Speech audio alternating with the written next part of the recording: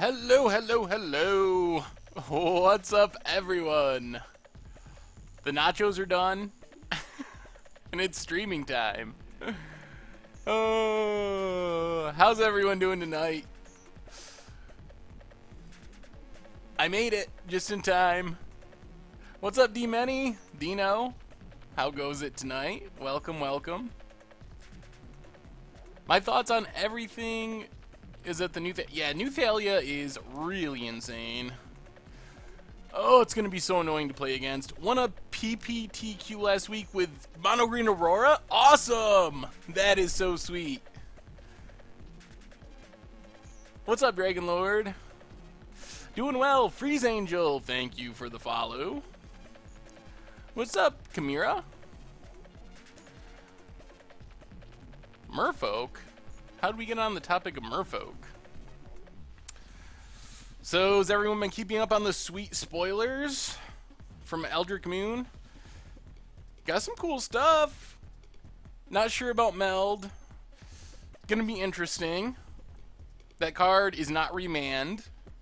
No matter what anyone says, it is not remand. It does not draw you a card, so it's not remand. Mustang! Thank you for the follow. Yeah, we're playing some Green Devotion / Genesis Wave today. So yeah, I think this week for the streams, last week on the Instant Deck Techs, the two big runners up were Green Devotion or Genesis Wave. And then also the Legacy deck, Pox. So I think we're going to play Pox on Thursday. Any chance I will play Blood Moon Walker's deck on stream? Not sure. The Blood Moon Walker's deck is very likely going to be the videos for Much Ado About Nothing, because I think it was the most popular, maybe the most popular instant deck tech of all time. It was super popular. So I'm not sure that it will actually get played on stream. It's possible. Sometimes I play them for the videos and on stream. So it could happen. So, oh, there's no chat. Twitch. What are you doing to me, Twitch? Alright, it should be popping up. For some reason, if it's minimized, I should be able to minimize it, but for some reason I can't. If I minimize it, then it disappears from the screen. I have not learned whatever that language happens to be. Japanese, Chinese, Korean. I don't know. Have you ever... I once tried to sell some foreign cards I got in a collection. In ABU Games actually buys them. Hey, Sam. Thanks for the follow.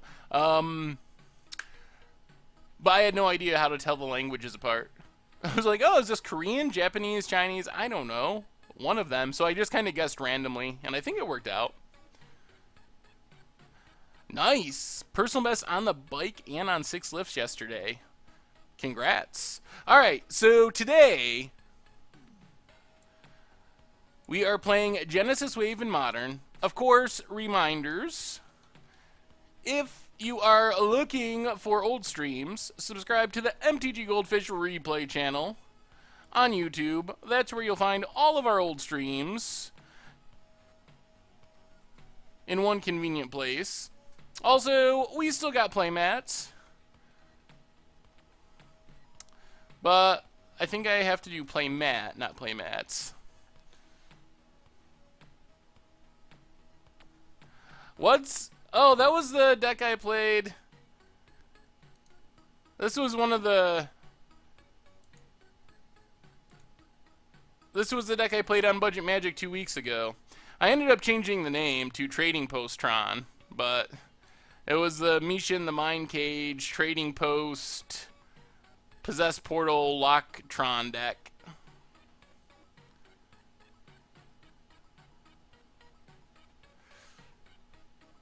Anyway, so today, let me see if I can find this deck again.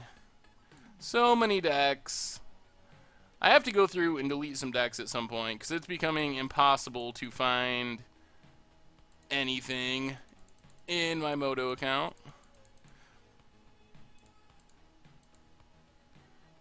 What? Where did it go? Oh, there it is. Genesis Wave. So today we're playing Genesis Wave. A sweet ramp deck. Yes, basically Goatron.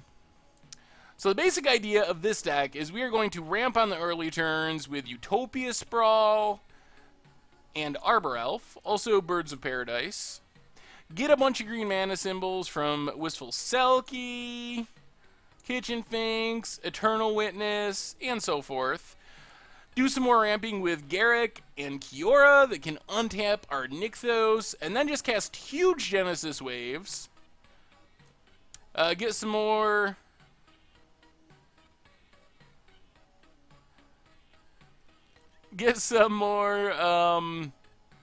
Get an Eternal Witness to get back our Genesis Wave, to do it again. Eventually, we'll Craterhoof Behemoth for the win.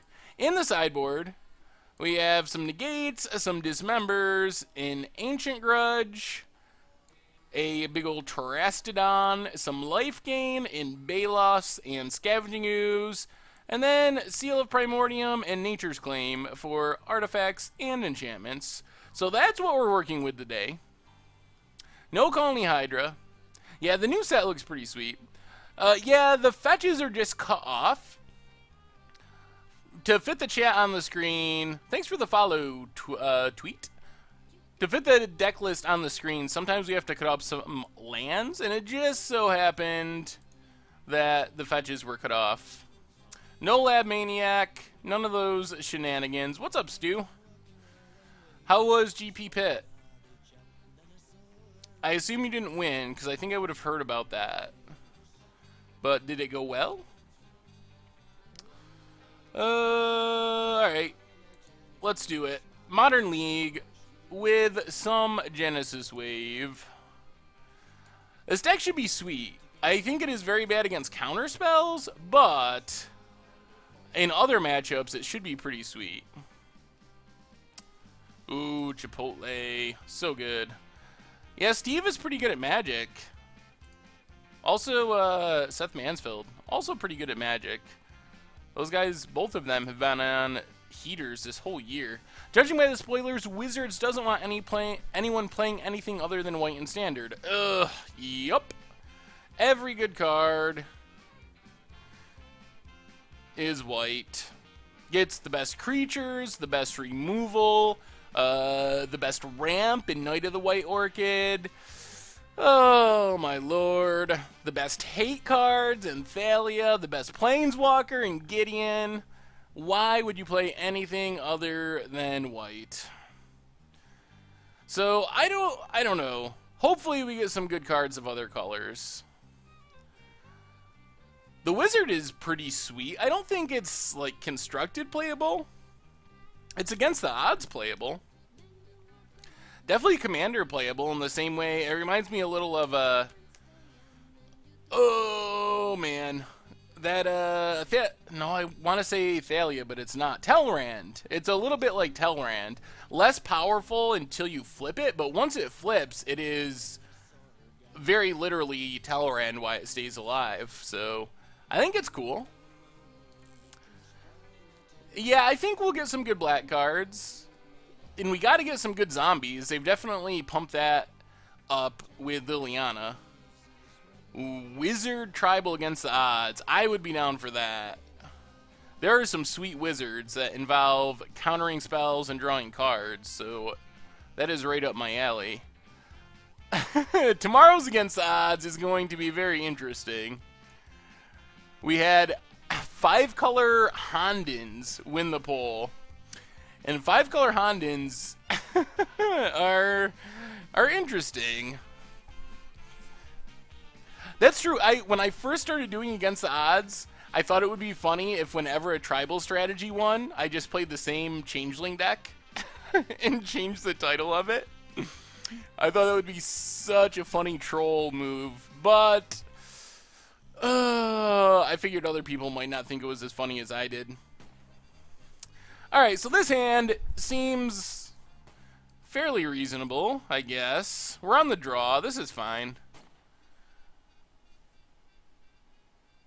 Yeah, it's like Wednesday night into Thursday morning. I don't know. I think of it as Wednesday. I think it's definitely not Wizards. Richard considers it Thursday, but it comes out like in the middle of the night between Wednesday and Thursday. Wednesday night, Thursday morning, I guess. Yeah, the Honden deck is spicy, and it has many Hondens.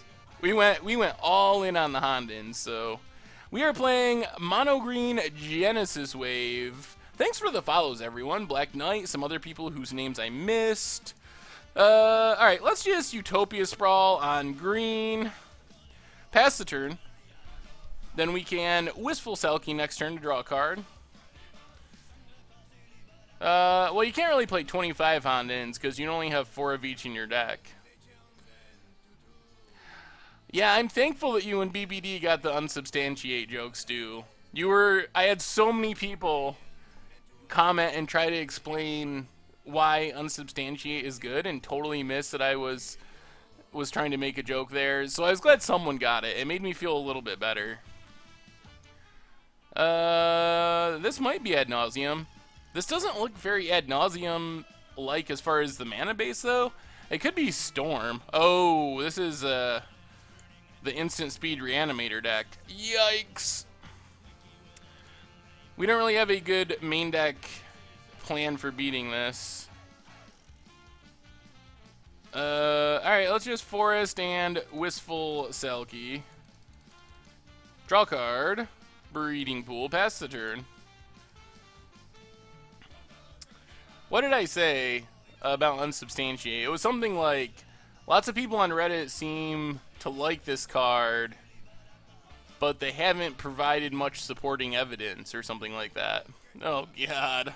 That's a Grizzlebrand.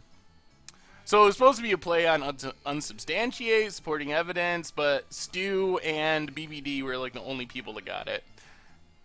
Yeah, without facts. That might have been closer to what I said. I don't really remember. I tried to delete it from my memory because no one got it. It was major pun fail.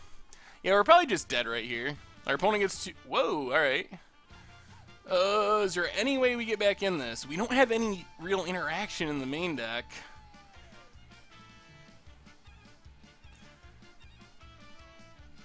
Yeah, it wasn't your fault or anyone else's fault. It was an ambitious attempt at a unsubstantiate pun that probably was better left unsaid.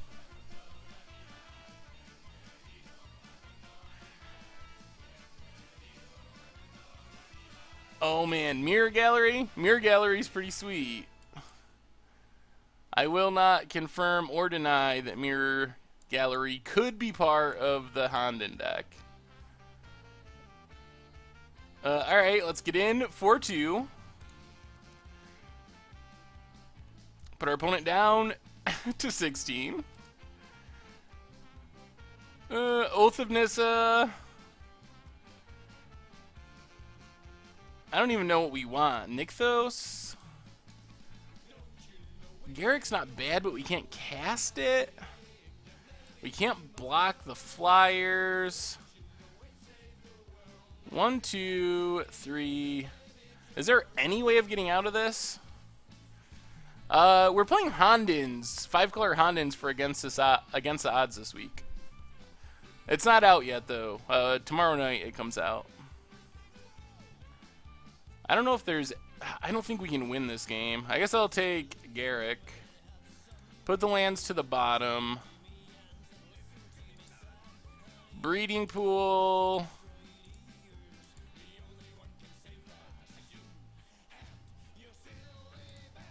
Kitchen Finks? What's up, Xenoweasel?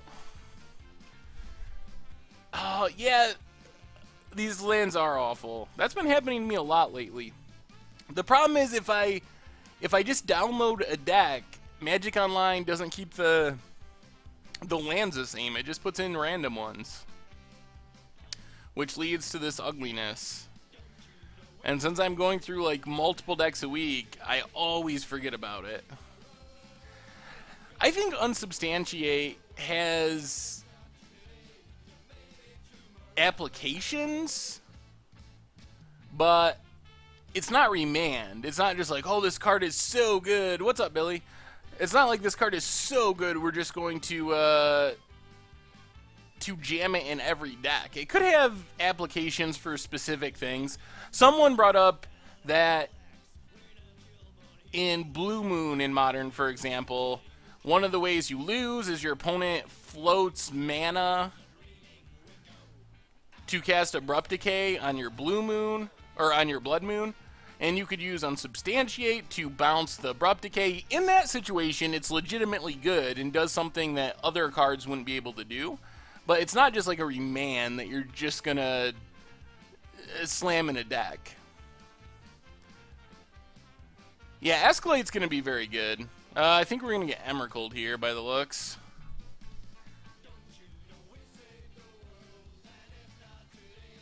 Yep. And the third Goryo's Vengeance for the win. This deck. Alright. Well, that was bad. It bothers me that we have that the spoilers have 2 very solid white cards and all the dollar rares in blue. Well, luckily we're still early in spoiler season. There's still time to get some good ones. Well, Scavenging Ooze, 100% coming in. Negates, also coming in. What do we take out, chat? Those are the cards I want in. What are the options for cuts? Tribal Command?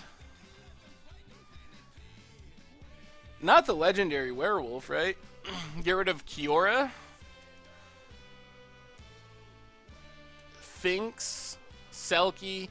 Well, we kind of want some stuff for mana generation, so I don't think we can just, like, cut all the... Awesome, Zach Brothers. Thank you for hanging out on the stream and for watching everything. I appreciate it. We gotta win the game, though, somehow. How do we win the game without Craterhoof? Ultimating Garruk or just a huge Genesis wave? Yeah, command seems slow. Kiora, I can be persuaded to get rid of. We gotta get rid of one more card. We could go down a Sphinx. I don't really want to cut Oath. I want to do things on the early turns. Mike, thank you for the follow. Alright, we'll get... I kind of want Craterhoof, though. Yeah, we'll go down Kiora. Kiora is slow. We only got 3 waves. I got...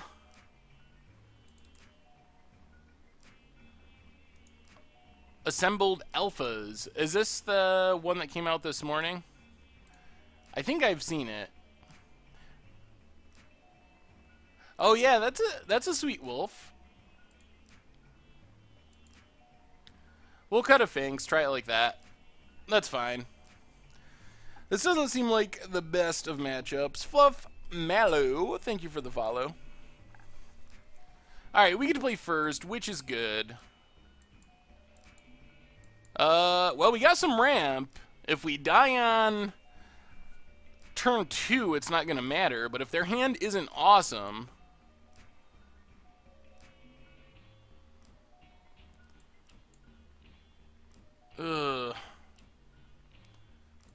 Alright. If their hand isn't great, or if we draw another forest, our hand is pretty explosive. Espada, thank you for the follow. Bloodstained Mire for our opponent. The blue intro pack rare is pretty good as well. This is our first match, Weasel. If we had another green source, we'd have Garruk on turn 2, but we do not have a green source. Well, never mind. This hand gets much worse with Utopia Sprawl being down. Maybe they take Genesis Wave somehow. Rex, thank you for the follow. And Zach Brothers, thank you, thank you. This reminds me of a Mono Green Super Friends deck I saw that Genesis Wave into all color Planeswalkers and doubling. Yeah, we're going to be playing that deck at some point. I don't think there's actually Genesis Waves in the version we're going to play, but a similar deck. Yeah, the blue intro pack rare is decent. It reminds me of Dungeon Geist. Being able to tap down Big Eldrazi is actually pretty sweet. The accumulate knowledge is not bad. It's definitely worse being sorcery speed, but I think it's playable. There's not, especially with anticipate, potentially rotating. Pure lighter, thank you for the follow. Yeah, 5-color Super Friends will definitely happen on Commander Clash eventually. The Bearded Man, thank you for the follow. Opponent makes the right choice. We do draw the Forest. Well, mismatch Forest. Untap Kitchen Finks. Well, we can still play a pretty big wave pretty fast if our opponent can't just kill us. Jim Miles, thank you for the follow.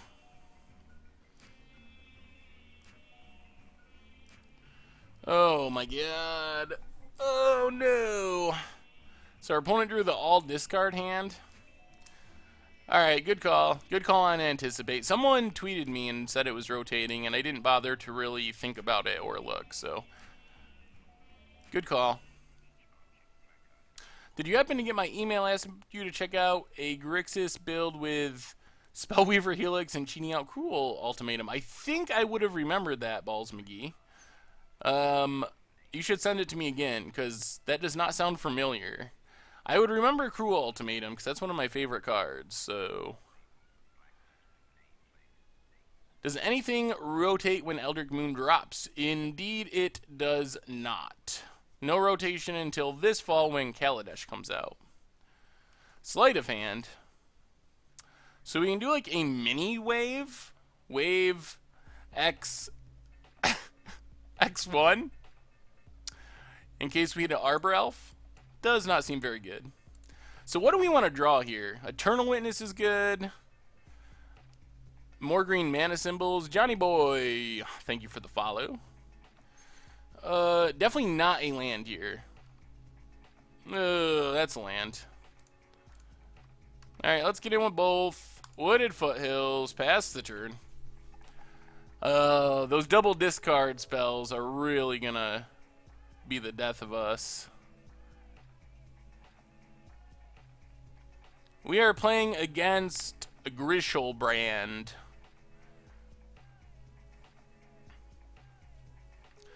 Next rotation is going to swap all the Dragon Lords for Contraption Lords. Antonio, 390, 1390, 1390, thank you. Don't wave X2, it's bugged? Wait, really? Can I wave for 2 next turn? I might actually try to wave for 2 just because I want to see what happens. Plus, we're going to lose anyway. What happens if I wave for 2?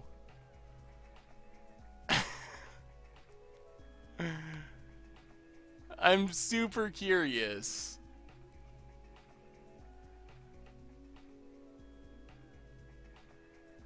Alright, well, if we don't draw anything here, then I'll just wave for 2 and see what happens.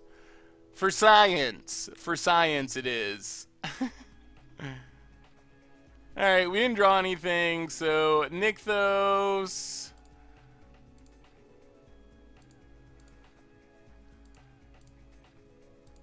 Alright, well, here goes. Let's see what happens.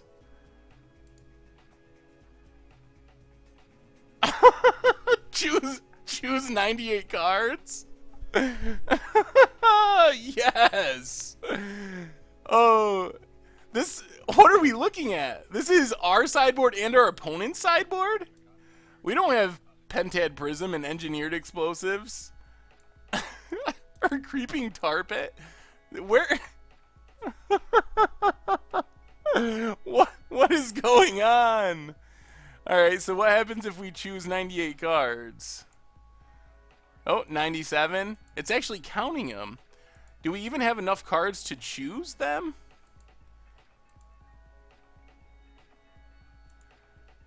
Should I just scoop now?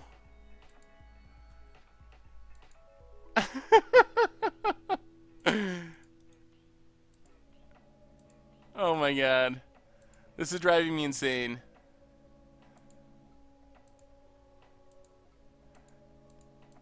And it's like super laggy. Moto doesn't like having this many cards up. We got it down to 70. 64. This is Moto freaking out. Apparently you can choose cards anywhere. On the battlefield, in your sideboard, in your opponent's sideboard. In this temporary zone. On the battlefield. I want to see what happens if we actually select all the cards they want. Or if they really put all the cards on the battlefield, that would be the craziest thing. We get like our opponent's sideboard cards. This was just a Genesis Wave X2, and Moto is completely freaking out.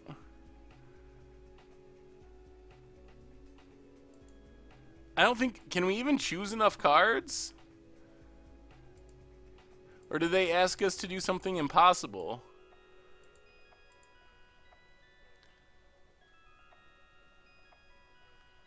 Can we choose our opponent's graveyard? No.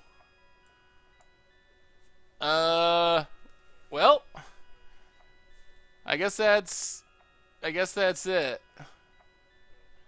So I guess I scoop now? I don't think we actually have 98 cards to select.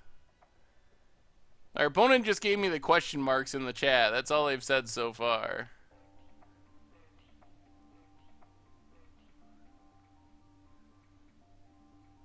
Well, then I scoop, though, and the match ends, so... alright. We'll chalk that up to a Magic Online fail. We can't scroll in the library. So we have our library, our sideboard, our opponent's sideboard.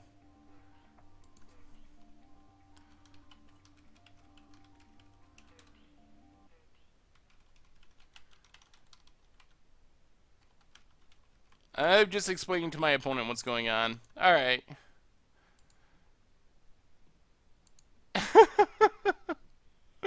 Well, whoever said don't Genesis Wave X2 was giving good advice. I don't know. How does that even happen? Well, new goal. How many games can we crash by casting Genesis Wave X2? I really want to do it. I think if we get enough cards in our graveyard, we could actually select the 98 cards, and then I'm curious what would happen. Actually, no, that would just be less cards in our library. So I guess there's no way of doing it. There's 60 cards in our deck.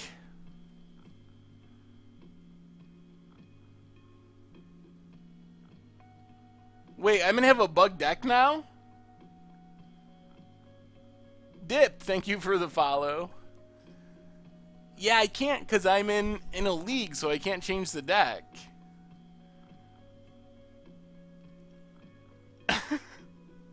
You had to know that I would do that. Once you told me that something crazy would happen, you know I had to figure it out.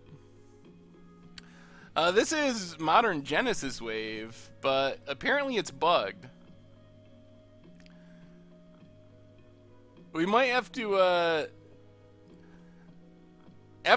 we'll have to put together a 100 card version just for scientific purposes to see if it really lets us select them and see if we actually get them. Because that would be pretty sweet. Because we could put in anything we wanted to.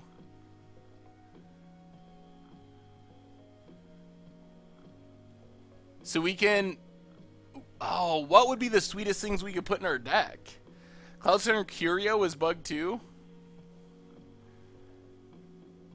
Yeah, but then we wouldn't have enough cards in our library to win with Battle of Wits. But we need the amount of cards for Battle of Wits. 200 cards and a billion tutors. That is basically, is basically a Battle of Wits deck.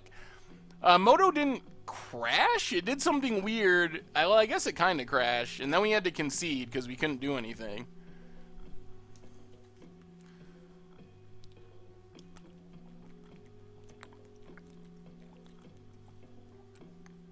Lab Maniac, Omniscience, Knowledge, Pool Lock. Those are some good suggestions. Cecil, thank you for the follow. So tonight is Genesis Wave. Whoever asked me that, Fluff Mallow. But then Thursday's stream, our next stream, I'm planning on doing Pox. So Genesis Wave tonight, Pox on Thursday, and there's no stream tomorrow. For right now, we don't have Wednesday streams. So stream tonight, Genesis Wave. Stream Thursday, Pox, and then the usual stuff to fill in if we have extra time, Momir and things like that. The other day, I tried to cast a spell into a Trinisphere and it reset the game and our clocks back to 25 minutes. Interesting. Oh man, who was playing that? I was actually watching someone stream a Johnny's Chosen in Enchanted Evening, but I didn't see him pull it off. So it happens and it crashes Moto? We've crashed Moto a couple times on Commander Clash. And there's another one, Spore Mound and Life and Limb or something like that. Yeah, it was Sean. That's right. Spore Mound and Life and Limb is the same kind of combo, so I assume that would crash it as well. Oh, this hand would be so sweet if we had a forest, but we don't. Oh, no! Alright, mulligan time. Well, we'll keep Nykthos. Forest. Utopia Sprawl the Forest. On green. Goo. Pox in Legacy. What's the trolliest deck I've ever played or created? Oh man, there's a few of those, Fluff Mallow. Troll Worship was a good one. The Knowledge Pool lock deck was pretty sweet. Don't take our Genesis Wave. Maybe I just cast Genesis Wave X2 whenever things are looking bad. Well, Oath of Nissa gets a Garrick.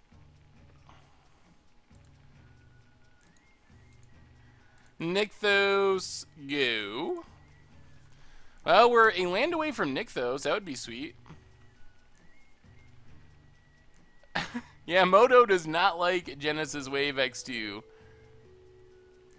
I mean, we can cast it for green, green, blue, the Selkie. But Genesis Wave, we need triple green. Eugen, thank you for the follow. Is this like Mardu? Mardu Pyromancer, come on, land. Hey, Eternal Witness is somewhat okay. Eternal Witness, get back our Selkie. Pass the turn.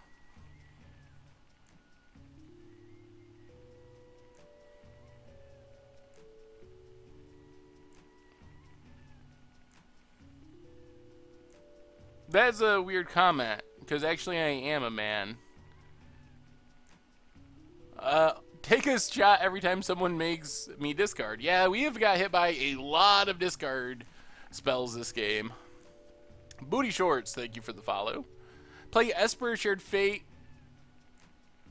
What is happening in this league? Now our opponent just scooped it up on... Are they that afraid of... I don't understand. This is the weirdest league of all time. Oh, what is happening? Well, we can bring in... So strange. Oh, Jay Welsh. Yeah, white is... It's really insane. I don't know why they put all the best cards into white. So, I kind of want Obstinate Baloth just to troll our opponent's discard. Jay Tomlin, 94, thank you for the follow. Apparently, they were apparently scared of the Selkie. Do we want negates in this matchup?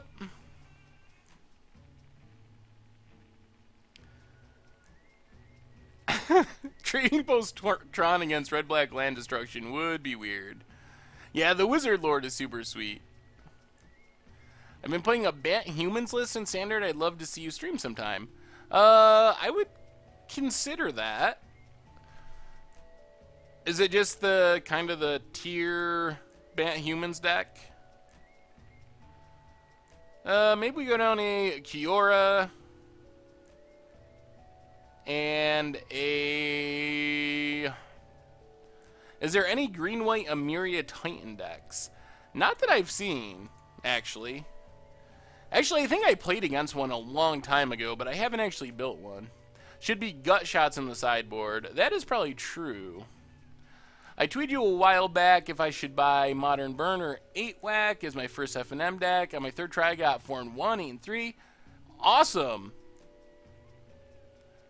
I'm awesome to hear about people having success with budget decks. Oh, this is exactly the hand we mulliganed in the first game. Oh, double Nykthos, no green mana. All right, Oath of Nissa and Utopia Sprawl. All right, we can deal with that. Yeah, New Thalia, Richard plays a lot of Legacy, and he thinks New Thalia is going to be a Legacy All-Star as well. Oh, people are silly. I do not understand Nimbus Maze. I think it's just that it's low supply, and in theory, another Inquisition. In theory, it could be good in, like, Bant Eldrazi, but the people that have actually tested it say it's not very good. Well, let's Utopia Sprawl on green. Pass the turn. I'm upgrading currently off of your Tempered Steel deck. That deck's pretty sweet. Good one to upgrade, because you can upgrade it into actual affinity. Oath of Nissa gets us.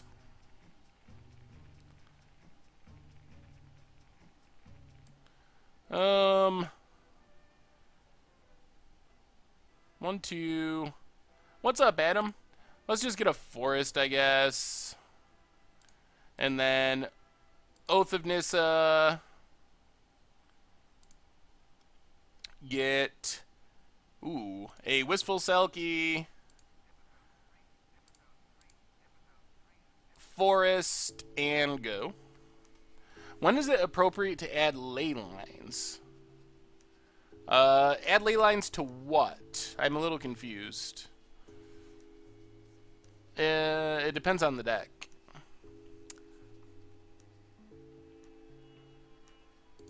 Let's see. Utopia Sprawl on green. Nykthos.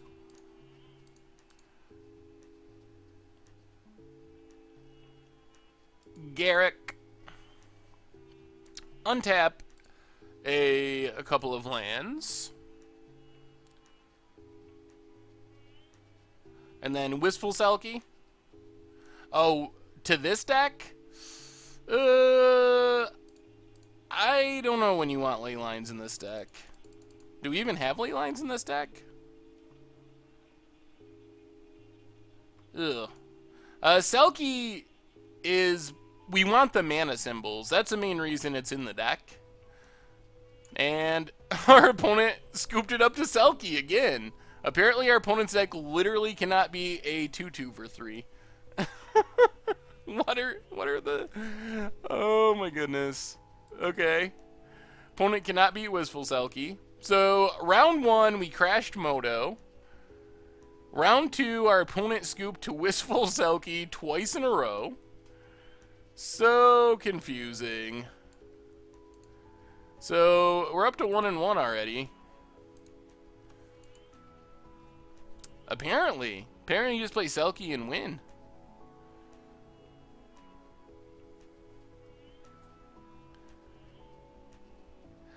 Selkie's nice because it draws you a card, though, compared to Leatherback Baloth. We would have had Primal Command the next turn. Maybe that's why they were scooping. Did they know that? Oh, can we keep this? We're on the play. If we don't draw a land, we can't do anything. I think we better mulligan. Oh, Lord. Do we got to go to 5? We got to scry into a land and draw. Well, we got a lot of ramp. Let's scry. Hopefully scry into a land. Not a Garrick. Alright, we might not cast a spell this game.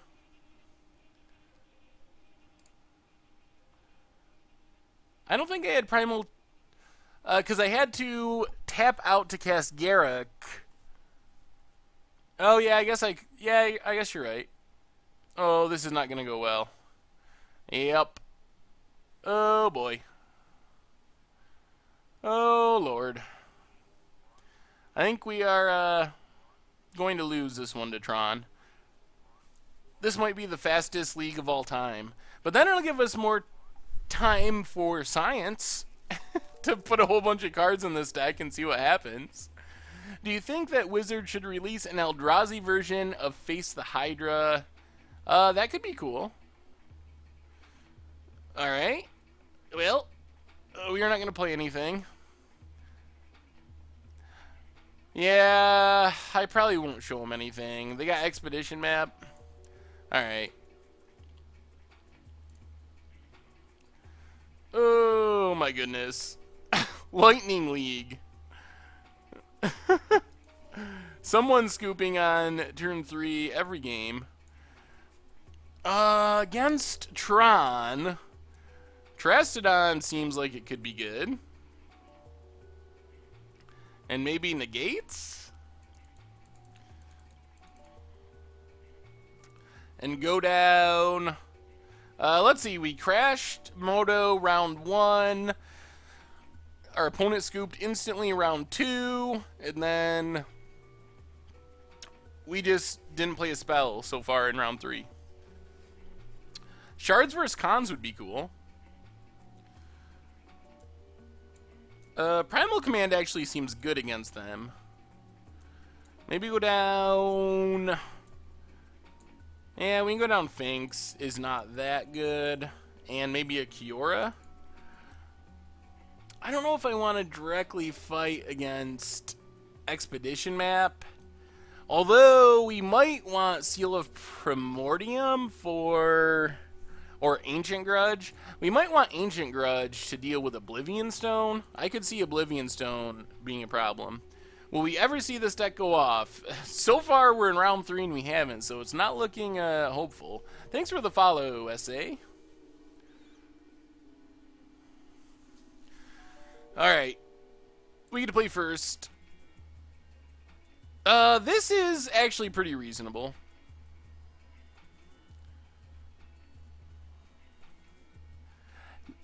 Yeah, Kiora's sweet in this deck. Should I add a Reflector Mage to Blue-White Amiria since my local meta is Jun and Abzan? A Reflector Mage could be good in that meta. Well, things are going so fast, there's a chance we get in a game or two of Momir tonight. But I think we also need to do the 100-card Nykthos deck for science and see what happens if you actually select 100 cards before we play Momir if we do. Why not Burning Tree? I don't know. Momir is a Magic Online format where you get random creatures and strange things happen. Oh yeah, we have a explanation for it. That's sweet. Way to go, Wujo. I didn't know that was a thing. Yeah, we gotta try 100-card Nykthos just because I want to see what happens when the game crashes. Is there anything from the newer sets that would work in Blue-White Amiria? You could probably build a... I don't know. There's nothing that really jumps out. I was thinking like Eldrazi Displacer could be cool, but I don't know about the colorless mana and the mana base. It would take some work. Yeah, I'm sure there are people, Mega Gamer, that probably look at my hand while we're streaming. That's one of the risks of streaming.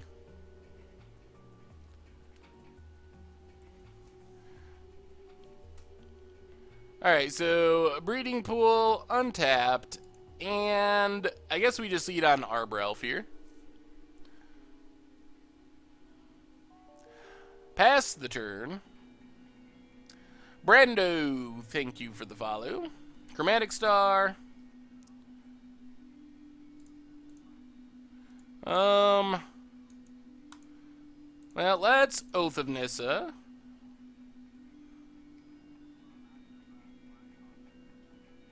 See what we hit.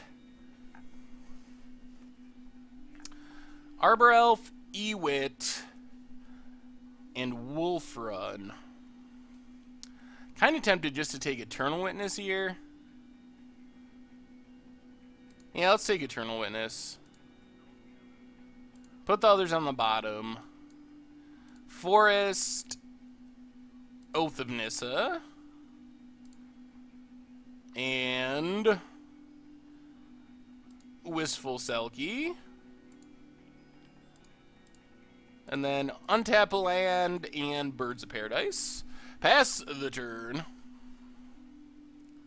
How satisfied am I with... What's up, Fusion? With Eldritch Moon spoilers? I think this set looks pretty sweet so far. There's a few weird things going on, but in general, I think it looks pretty sweet. Is next week the no-budget Commander Clash? No. That's coming in the future, but it's going to be another week or two before that happens. Oh, so they're going to have Tron. Ooh, but we drew Genesis Wave.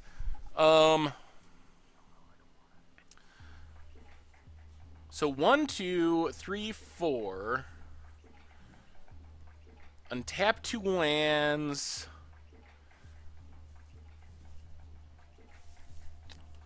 I think we're just gonna Garrick.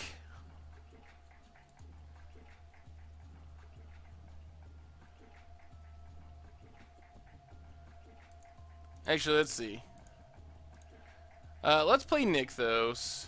1, 2, 3, 4. Garrick.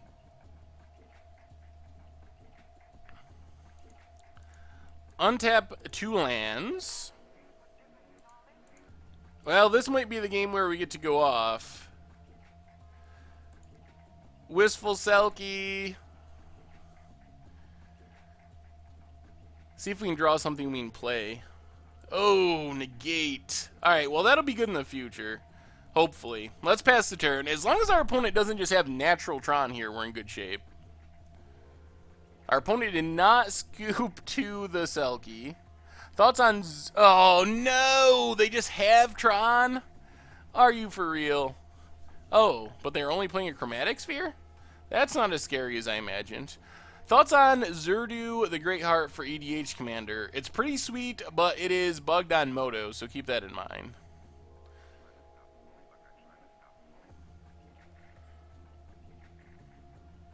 I think we're good, since our opponent played a Sphere there. Yeah, Natural Tron is annoying. They're stoned, but they can't crack it. Alright, this is our turn to go big. Oh, Lord, and a Kiora?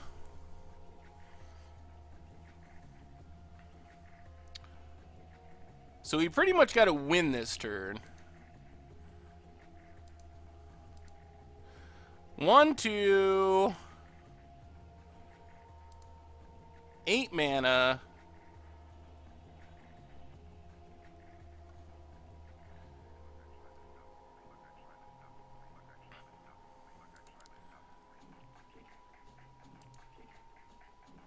Add blue. Play Kiora.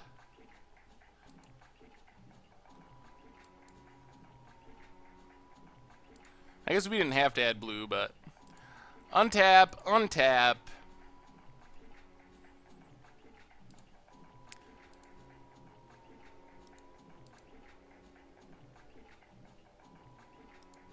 Do we want an Eternal Witness first? I guess we probably do. Eternal Witness. Gets back Oath of Nissa. Alright, I think we're going off here. And then Nykthos adds 12. Untap Birds and Nykthos. Yeah, this is going to be a very big Genesis wave.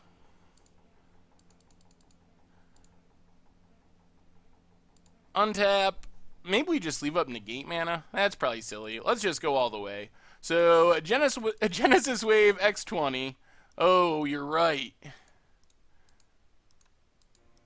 Someone mentioned Warping Whale, and that's a really good point.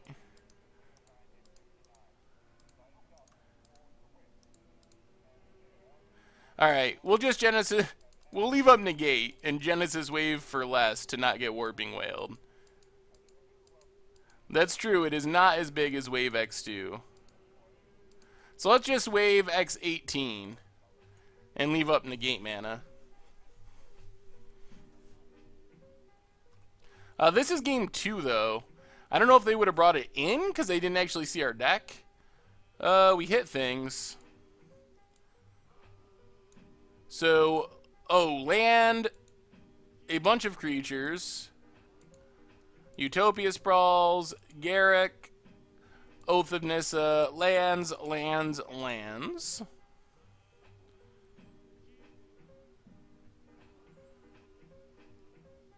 I guess that's it.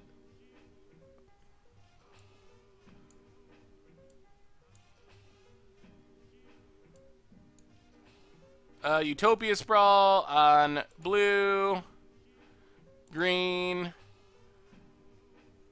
equip,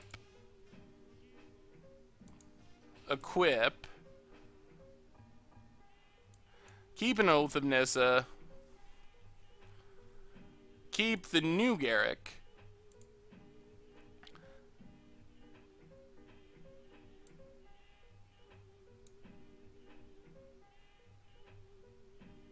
what? I totally clicked on Craterhoof. Oh, that's alright. We're still going to win. Get back a Genesis Wave.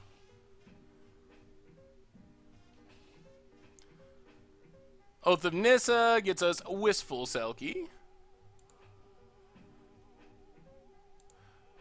The rest go to the bottom. We still got this. Get back Genesis Wave. Crack Windswept Teeth. Forest. Windswept Teeth. Forest. We wouldn't have won if we got Craterhoof right there anyway. It wouldn't have been big enough. Which is kind of what I was thinking. Then we can Wistful Selkie.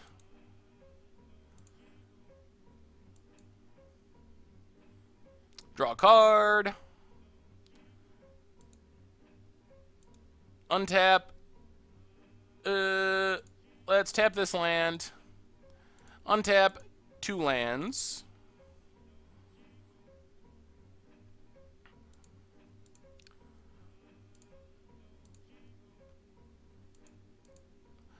Genesis Wave again.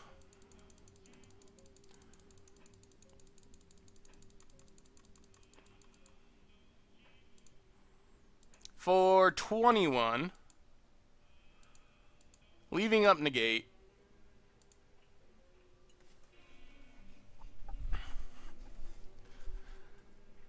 This time we get everything, essentially.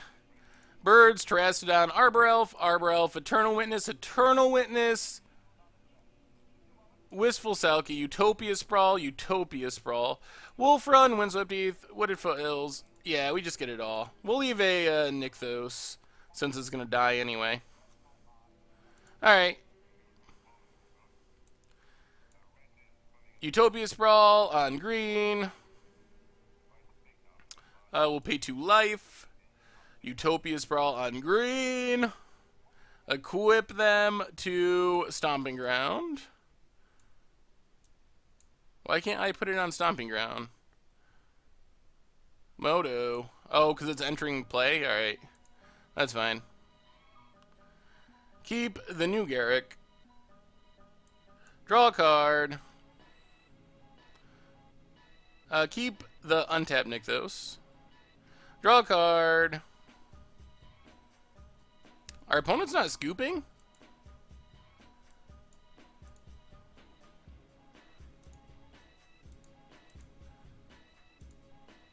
Get back our Craterhoof Behemoth.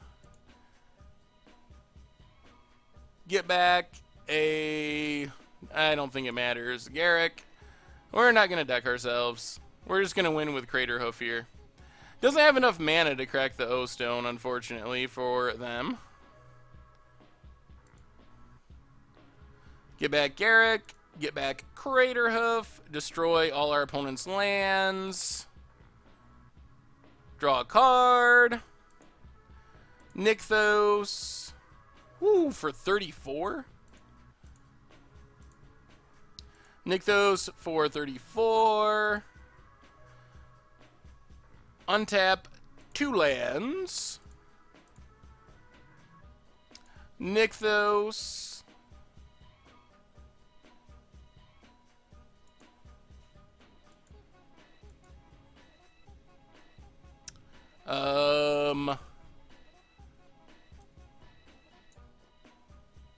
Do we have a red source left in our deck? Where's our...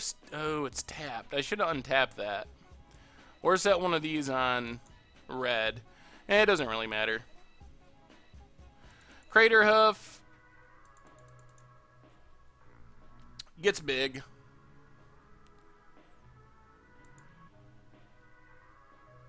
Garrick. Keep the new Garrick. Untap a red source. And Nykthos. Nykthos. Stomping Grounds. And then we can Kessig Wolf Run and make... Why are... Oh my goodness. I want to make 100 power.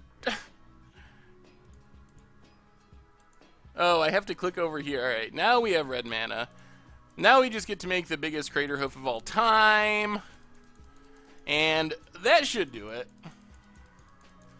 We're not going to draw.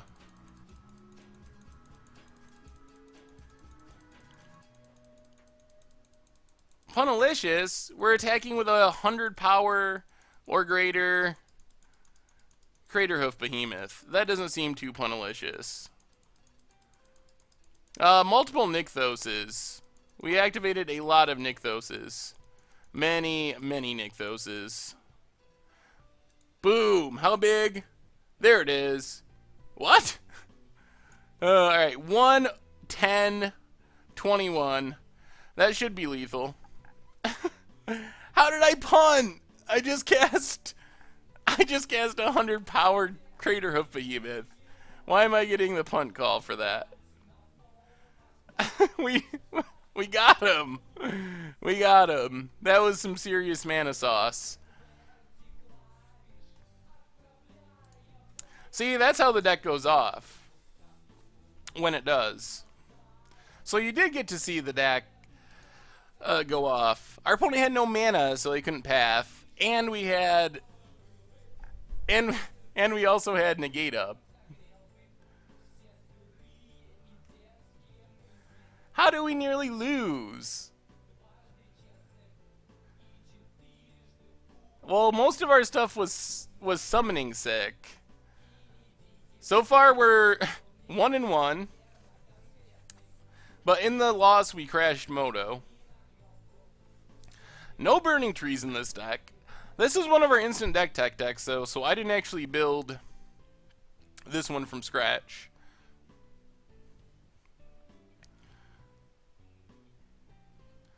And we had negate up anyway. Oh, man. We're good at getting 0 landers in this deck. This is actually pretty good. I like it. Ooh, and a Selkie? We'll keep Selkie. Hopefully our opponent does not have turn 3 Tron. What's the card in the new set you're looking forward to most? Well, it's pretty early, but at this point, I think it's still Emrakul. Emrakul is just so sweet. Yeah, we crashed Moto on the first one with Genesis Wave. Chromatic Star.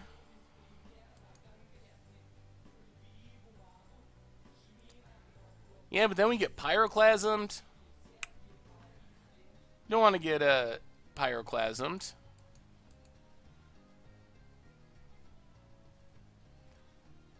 Sylvan Scrying. So our opponent is putting together Tron quickly, but they're not quite there yet.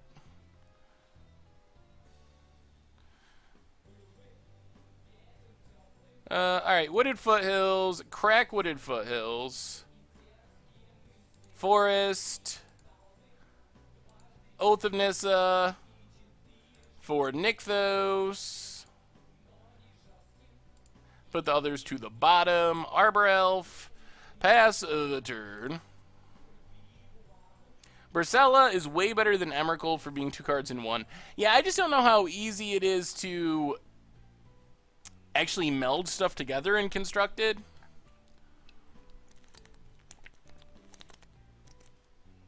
Like, I don't know if you're going to play Bruna in a Constructed deck just because you could meld it. Gacella is very strong. Will they ever make another printing of Cavern of Souls? They definitely will. Duke, thank you for the follow. Our opponent's closing in on Tron. Chromatic Sphere. And Expedition Map. So they're going to have Tron soon. We do have Genesis Wave. So let's... Wistful Selkie. Draw a card. Ooh, Garrick. Untap our Forest. Nykthos. Add green. Garrick. Can we go off here, do you think? Untap both lands. Do we have enough mana to wave? We can wave X7? Is it worth it? We do have a Witness in hand. Let's go for it. Because we have a Witness in hand, so we can always get it back. Wave X7. See what happens. Oh, that's a... Alright. That might be okay. It's not great. But we do get another Nykthos.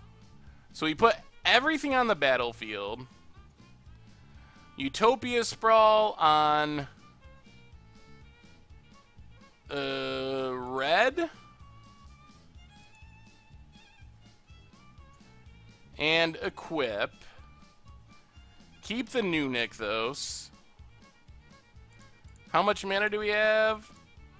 12? Well, I guess we go again. Eternal Witness. Get back Genesis Wave. Genesis Wave. X6. Come on, give us some luck. Oh, man. That was some bad Genesis Waves. We hit all 4 Birds of Paradise and 3 Arbor Elves. That is about as bad as it gets.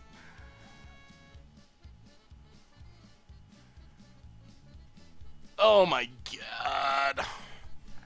Oh, of course. And that's pretty much the game.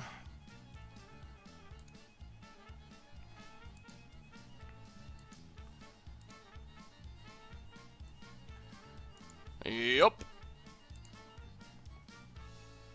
Jeez. We had to go for it.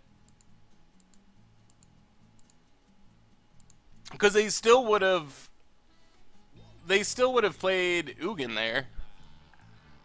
If we hadn't went for it, they would have still exiled all of our stuff.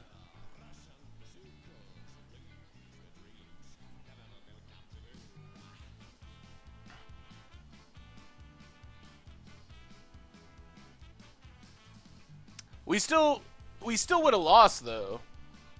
I mean, the fact that we went for it there, if we hadn't went for it, they still would have cast Dugan and still would have exiled all of our stuff.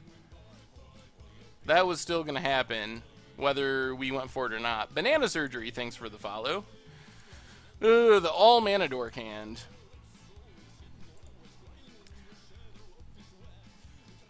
Well, Wooded Foothills, crack it.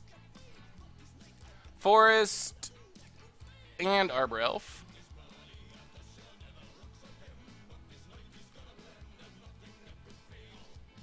If we hit Gur, thanks for the follow. If we hit it when we were Genesis waving, we would have won. Although we were only Genesis waving for 6 and 7. And we couldn't equip to the untapped forest because we couldn't equip to the untapped forest because it was entering the battlefield at the same time. So it wasn't actually an option as far as attaching. Or I would have. Kiora. Alright, that's something.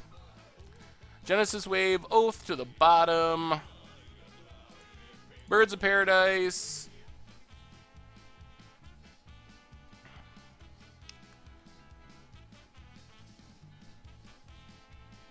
Mana Leaked. Sure. Untap the Forest. Arbor Elf. Pass the turn.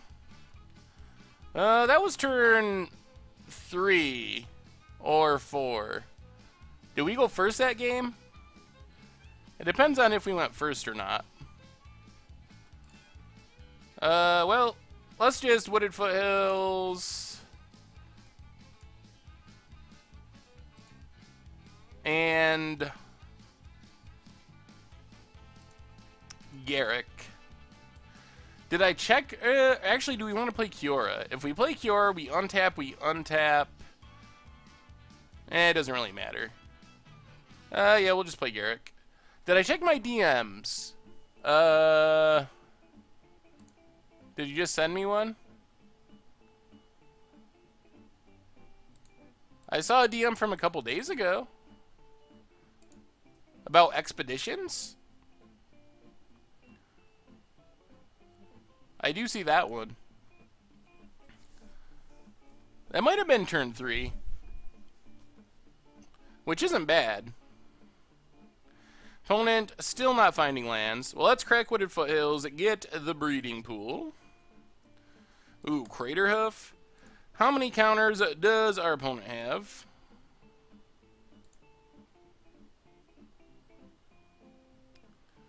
Let's try Garrick again. I haven't checked it since I've been streaming. Yes, I see it in there, Balls McGee. I have not read it yet, but I see it in there, so I did get it. Yeah, I'll have to read that one, Stu. There's Valakut. Our opponent's gotta run out of counters sooner or later. That's the nature of counters.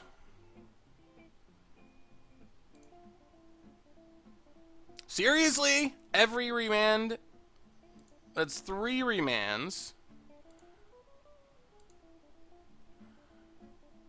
We'll just take a Windswept Heath. Haven't made a land drop in a while. Windswept Heath, go. Yeah, they've had 3 remands and a mana leak. Yeah, I know what turn it is. I just wasn't looking at it, so I don't remember. 3...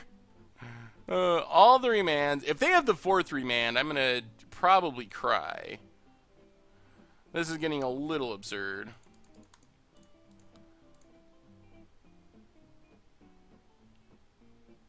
Oh my lord!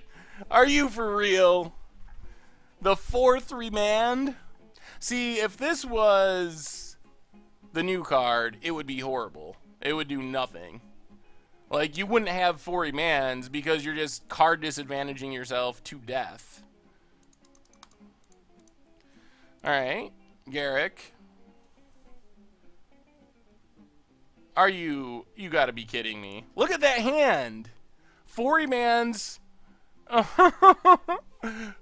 remands, 2 mana leaks, and 2 bolts. And now we're probably just gonna die to Scape Shift. Oh my god. Another Elder. You got the Scape Shift? They sack it? Yep. Oh, that's so ridiculous. Oh my lord. Well, that was fun.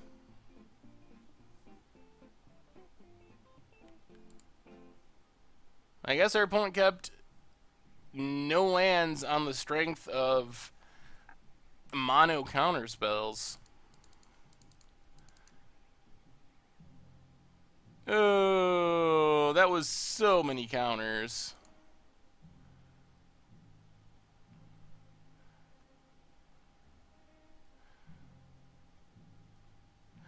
Well, I mean, yeah, counterspell decks are a rough matchup, but drawing every remand in your deck on top of 2 leaks is a little bit more than normal when it comes to to how Scape Shift normally runs. They really drew like every counter in their deck. We did try to cast Karuk a lot of times. Yeah, that will not happen with the new version. That is very true. So, what do we want against this deck? Scape Shift into Maze's End. The problem is, if you're going to go through the trouble of Scape Shifting, why not just win right away with Valakut? Like, you could do it. Like, you could ramp up and try to Scape Shift into the Maze's End win, but there's just not a good motivation for doing that when you can win with 7 lands with Scape Shift. That's the biggest deal.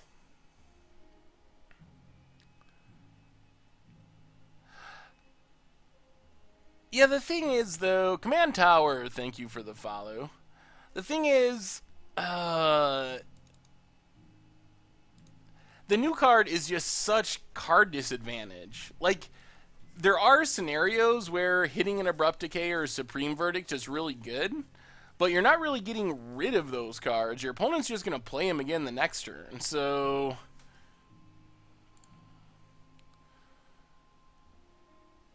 alright, let's see how many of our remands they can counter this game. What's up, PV? Yeah, I mean, I don't think it's bad. I just think that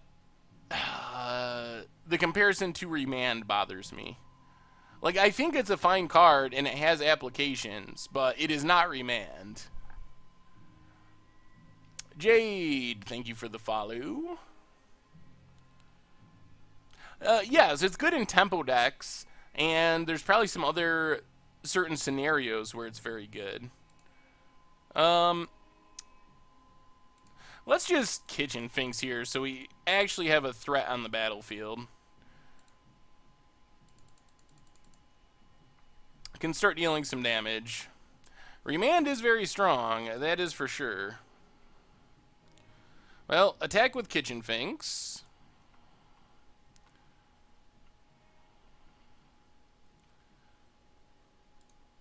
Oath of Nissa. I'm scared to even try to play this Garrick now. For Wistful Selkie. Nykthos. Untap a Forest.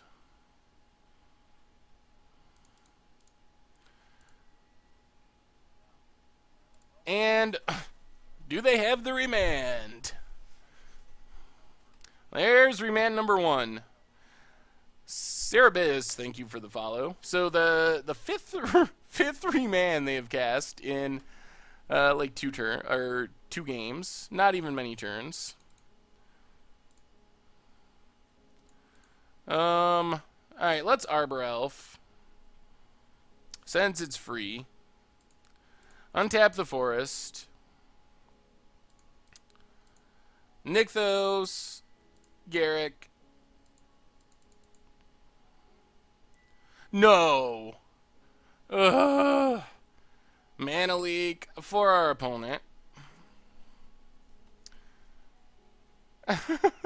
Oh, it's just so many. They've drawn so many. Utopia Sprawl. On, I guess blue. Tap it. Untap it. Tap it. Wistful Selkie.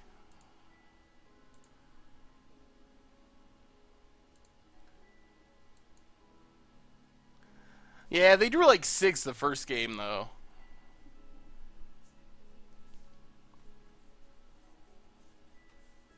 Is this a cryptic command?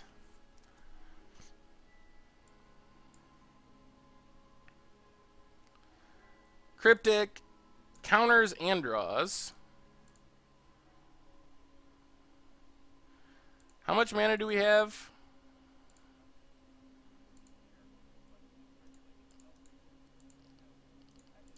We got 1 floating, 2, 3.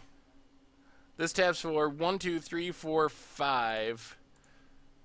So we could just crash to the game. We're one short of playing a Terastodon, which would be awesome. We could just Genesis Wave X2. Yeah, I guess we just pass. Our opponent's got to be running out of counters. And we have a pretty fast clock on them. Anger of the Gods is annoying.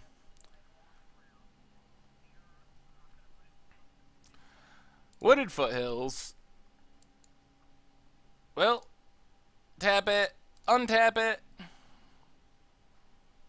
Tap it, untap it.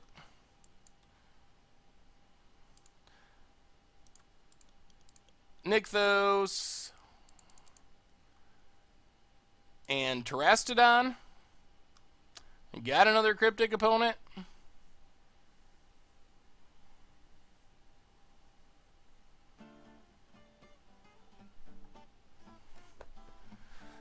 If we finally ran them out of counters, I think we got it.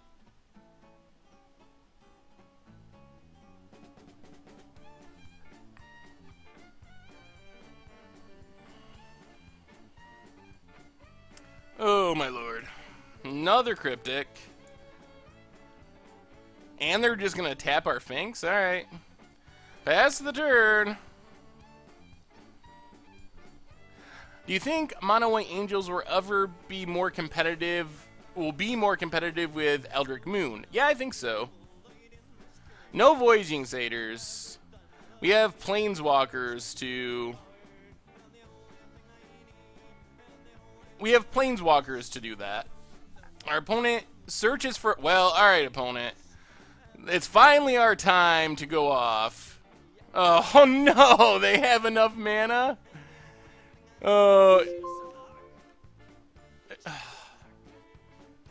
Man, they better not have another remand.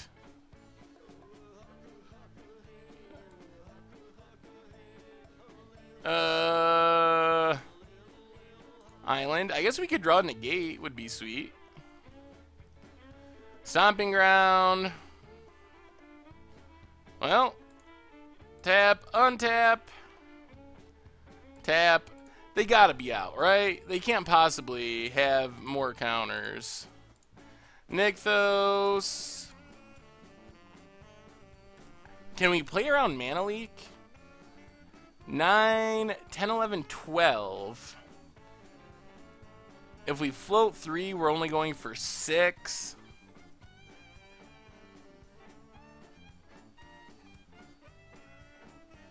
I don't know if we can play around Leak, though.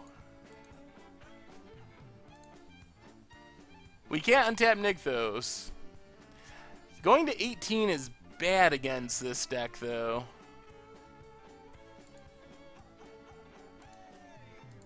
Alright, we'll shock ourselves.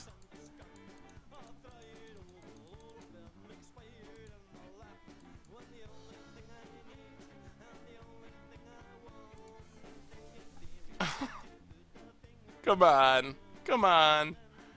Tell. Oh no!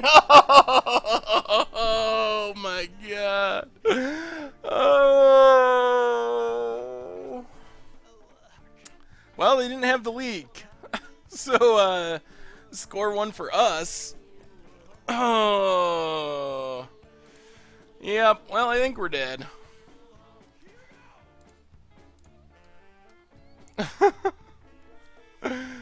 Oh, that's so many counters.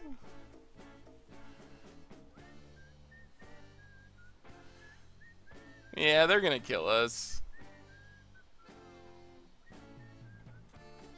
Bring to light 4 scape shift. And watch, we're gonna... Oh, yeah, we're dead.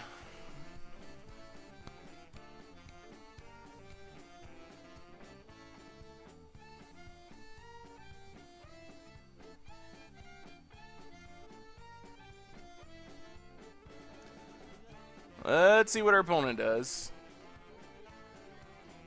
How is I true greedy? Should I just not have cast anything?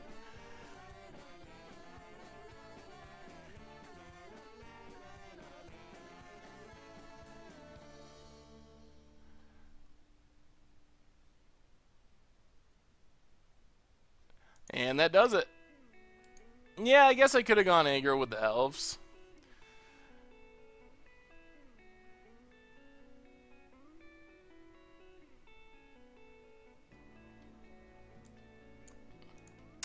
Well, there was a lot of counters drawn that matchup for our opponent.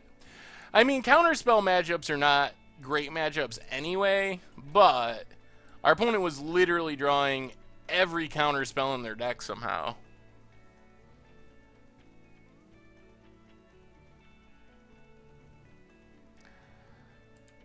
I don't know. If we had done that, though... Yeah, maybe. Maybe it was better to attack with the elves, but then we're just not doing anything, and then if our opponent...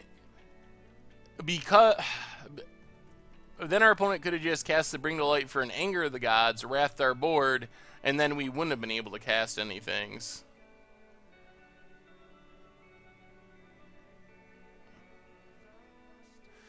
That's true. Almost time for our science experiment. Double Moon is very likely to be the videos for next Much Brew About Nothing. So keep an eye out for those on Sunday. I would be shocked if that wasn't the winner.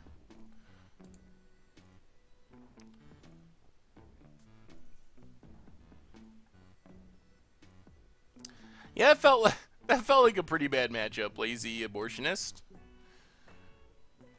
That was painful. Thanks for the follows, everyone.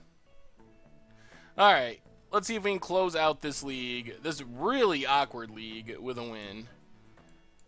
So strange. I mean, this is definitely a tier 2 deck, but that was also definitely a bad matchup for the deck. Yeah, the Double Moon deck does look pretty hilarious.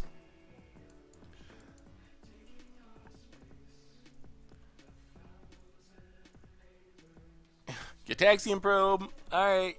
Be prepared for the remands.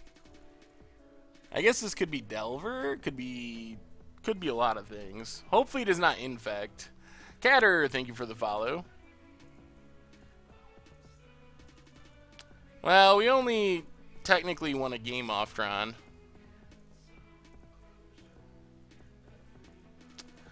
Ewan, I did not know that that was Todd Stevens' deck when I made the deck tech about it, but I was filled in that he built that on stream after the fact. Pretty sweet. I tried my first F&M last night, Eminem last night, went 4-1 with Abs and Eldrazi, losing to a misplay against a KCI deck. Was still sweet though. Nice. Congrats. Well, we should expect a lot of remands in this matchup as well, along with things to kill our elves. So this is probably a... yeah, maybe they're not playing remands. Delver, in fact. KCI is sweet.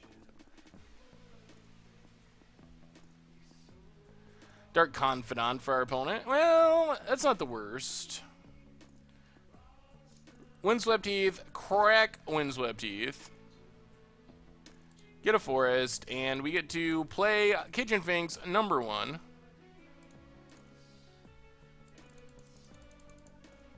Choke would be helpful. That is a good call. Gene, thank you for the follow. The Blood Moon Planeswalker deck? Yeah, that looks pretty insane. What's our opponent get off the Dark Confidant? Would I ever play Lantern Control on stream? Lantern Control is pretty sweet. I don't know how fun it would be for stream, though. Wolf Sam, thanks for the follow. Opponent reveals the Steam Vents off the Dark Confidant. Yeah, Choke is pretty good. Anything that keeps lands from untapping, I'm a fan of. Another Delver.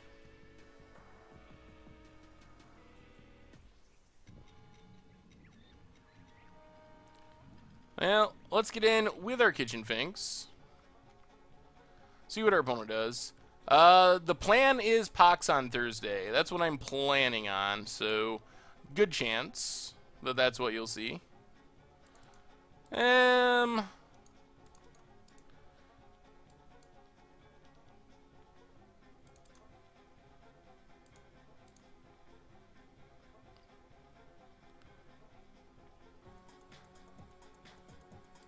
Let's just play second Finks. Anyone have a link to the 2 Moon deck? I can find one for you. I did a deck tech for it on YouTube.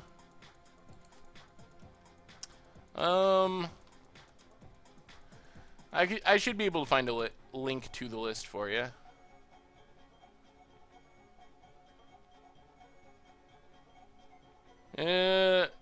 I might have to wait a minute till after this round. It's not popping up immediately, unless someone else has it. Alright, there it is. Thank you, Malcolm. Awesome. Master, thanks for the follow. Delver.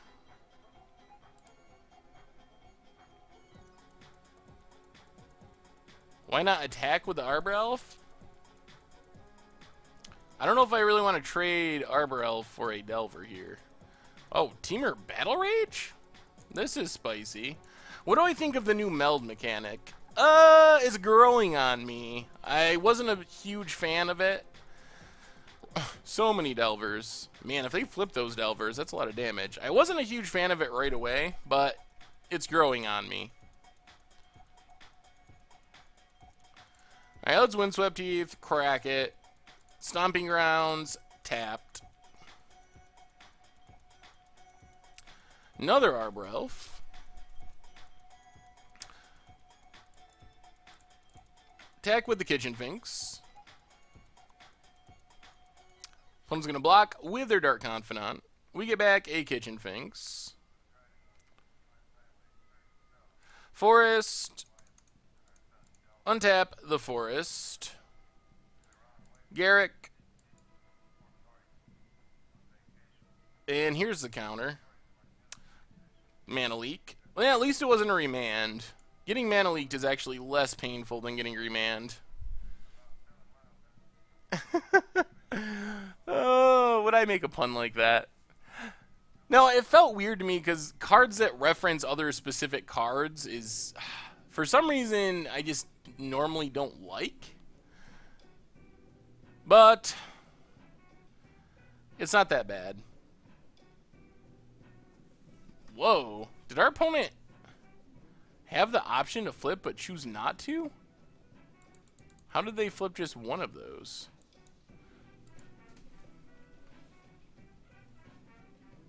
Yeah, I mean, it feels a little weird. How have the tireless trackers been working for you? Do you see them gaining any ground in other modern decks? Well, it's awesome in standard, obviously, and I've seen it pop up a little bit in modern, but it hasn't really caught on in modern.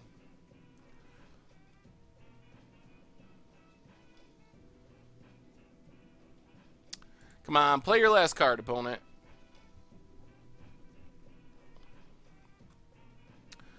Eternal Witness, 1, 2, 3. Well, let's Eternal Witness. Get back, Garrick.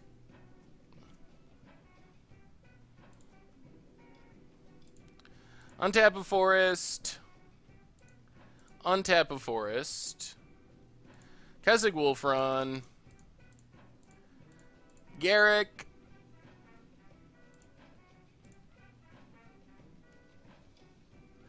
Ooh. And just make a wolf. Oh, that's rough, Stu. Not having PayPal shipping is definitely rough. Delver, are they going to flip? Flips with a Thoughtseize. Probably the worst thing they could flip with for our opponent.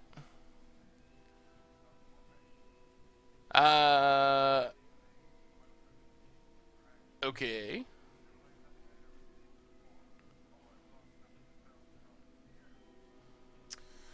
Yeah, the old-fashioned ways, Stu. Gotta write them all down one at a time.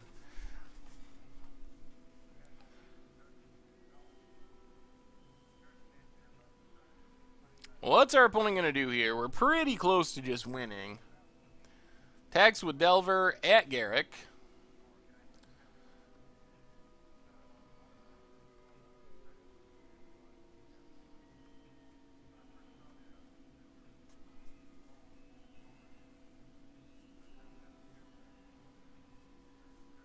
Oh, the problem is, so we can swing with everything and try to go for the win with Keswick Wolf Run, but that loses to a removal spell pretty painfully.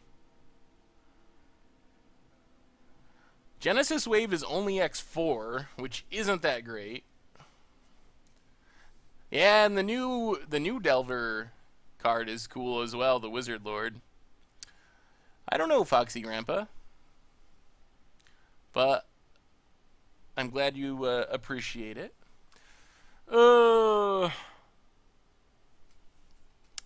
Just swing with everything?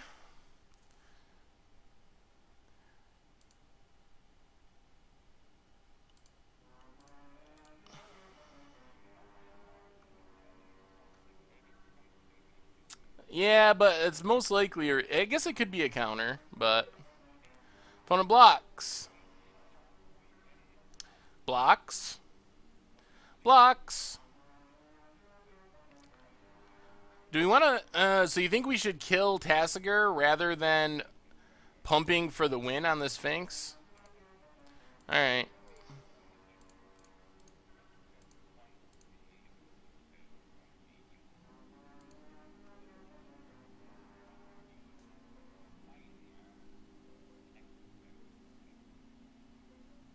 We're trying to kill Tassiger. There's Teamer Battle Rage.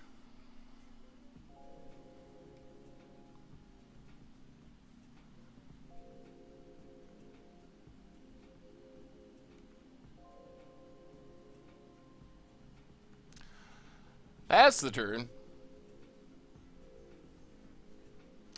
Yeah, he got it out of his hand, though. Or their hand. And we got 2 Delvers off the table, which was pretty good.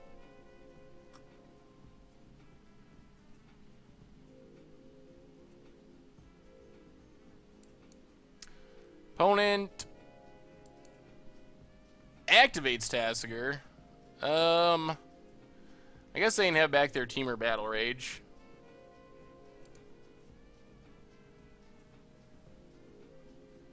Bloodstained Mire. So they have Thoughtseize, Teamer Battle Rage, and 1 unknown card. Alright, opponent scoops it up. Alright, alright, alright. Against Delver, we could bring in Dismembers. Hello, boy. Thank you for the follow. See you, PV. Thanks for hanging out. We will be back Thursday at 6 Eastern for the next stream, so make sure to check that out if you get a chance.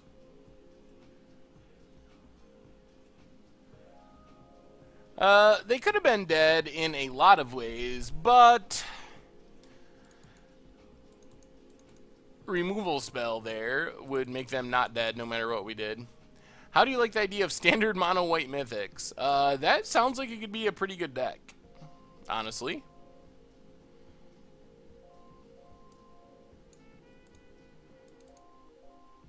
Yeah, we got the Scavenging Ooze. Balos are decent too. Dismembers.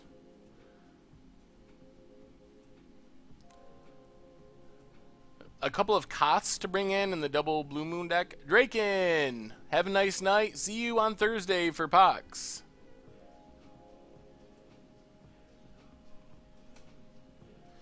What are we taking out? Against the odds, all mythics. Summon Ether, thank you for the follow. And we'll go down to 1 Kiora.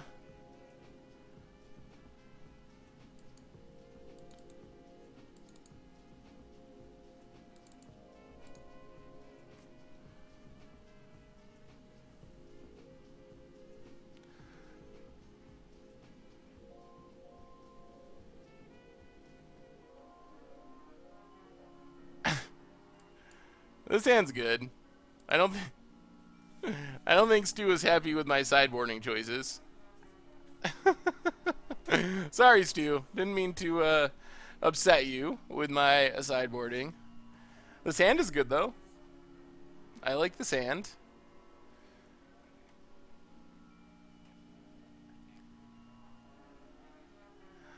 The editing and talking part, I don't know. I guess it just kind of works naturally for me somehow, Gene.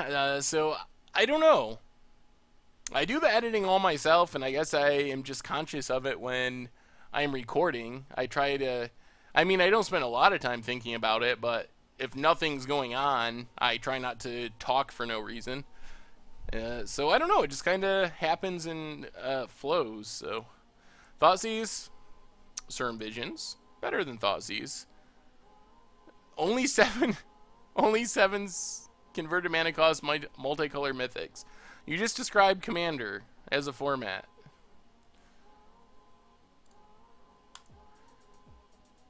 Yeah, let's just Utopia Sprawl. Let's set it on black? That sounds weird, but I think that's fine. I try to do that in my normal life as well. I'm not a big fan of just talking for no reason. Throne, thank you for the follow.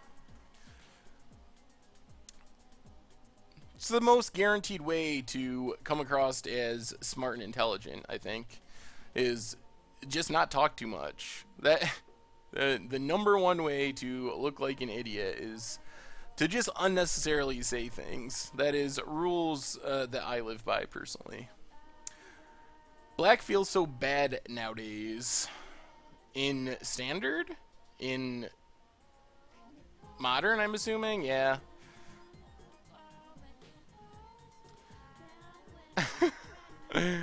I'm not talking to you, Stu.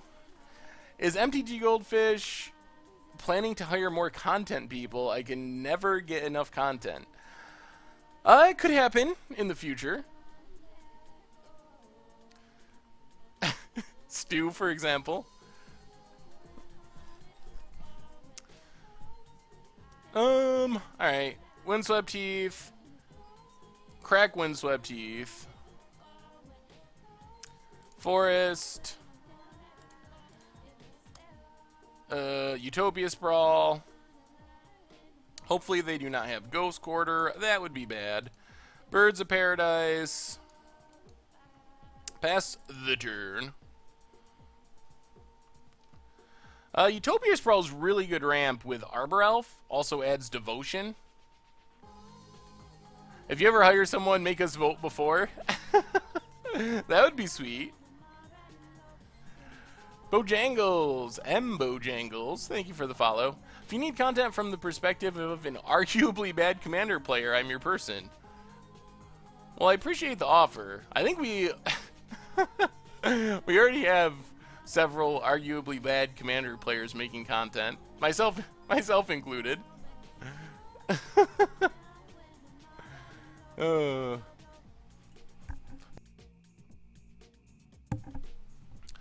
No evolving wilds in this one. Mayoan?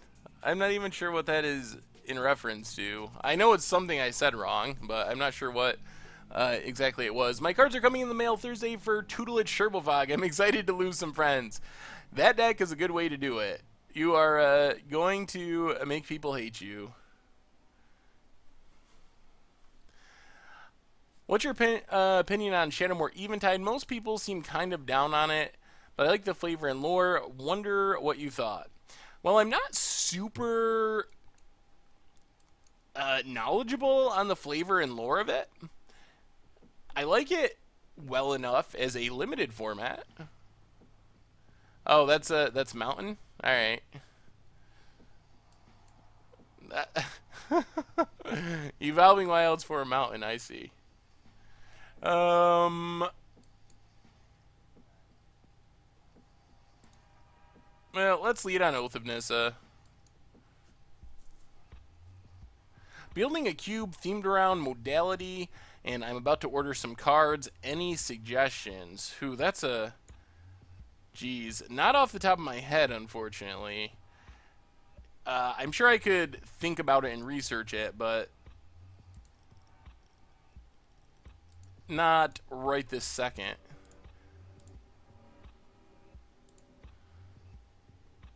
Wistful Selkie. I'm slowly buying into Modern Jund Grab, Goyf during flashbacks, and now looking for Lilies. What do you think the best time to get Lily would be before MM3?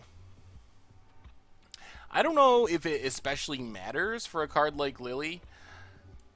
I guess if there was some random original Innistrad flashback drafts, that could be helpful. Otherwise, I don't expect Lily to crash significantly unless there's flashbacks or if they're reprinted.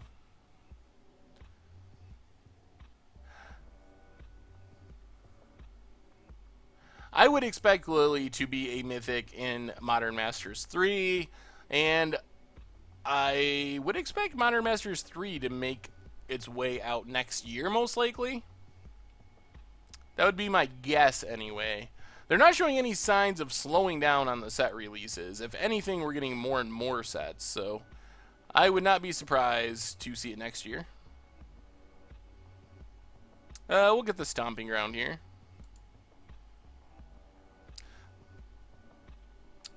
Try dual EDH again. That could be cool.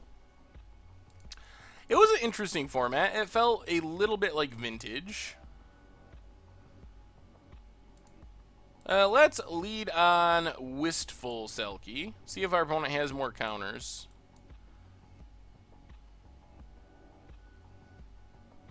Does Green-Black Aristocrats have a chance after rotation? Yes. I mean, I don't think it loses anything super significant, so... it's just so hard to play decks that are not white in Standard. White decks are so far ahead of everything else at the moment.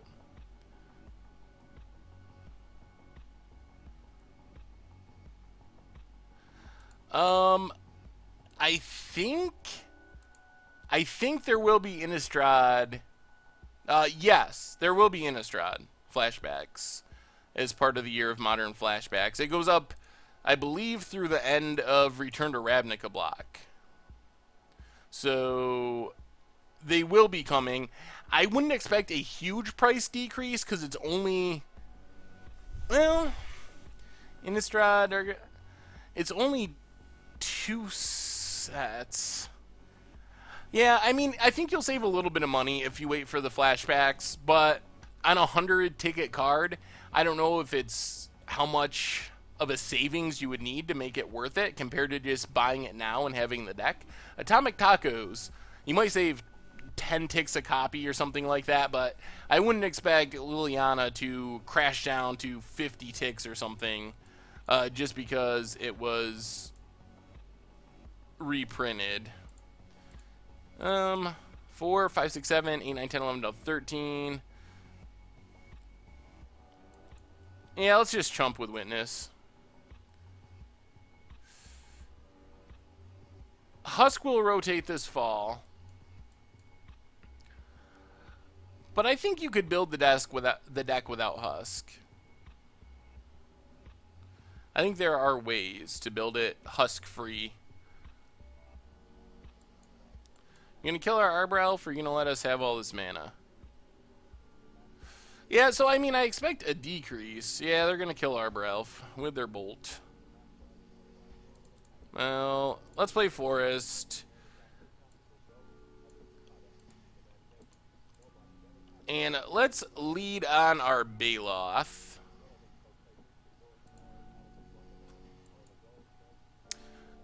Gain a bit of life. Abby helps for the lack of Husk. Good point. So we go up to 14. Then we Wistful Selkie to draw a card.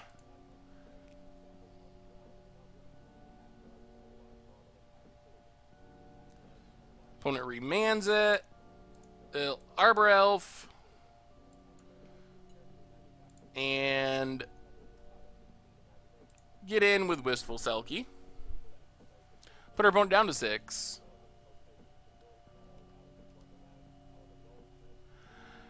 Green-black got worse with the new builds of green-white tokens. Yeah, white is just so far ahead of everything else, and it doesn't seem to be getting better.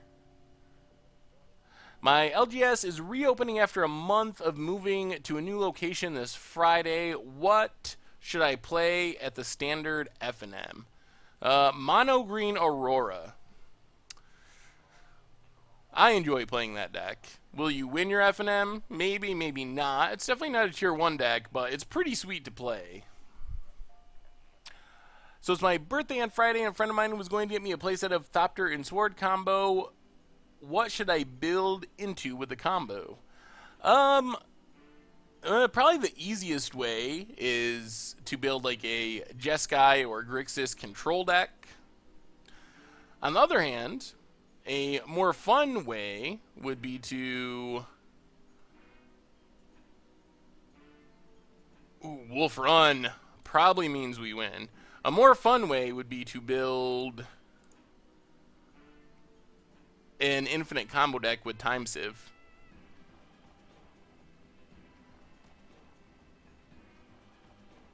Terminates. That's fine, because we can pump up our Wistful Selkie to a lethal. Unless they have like a...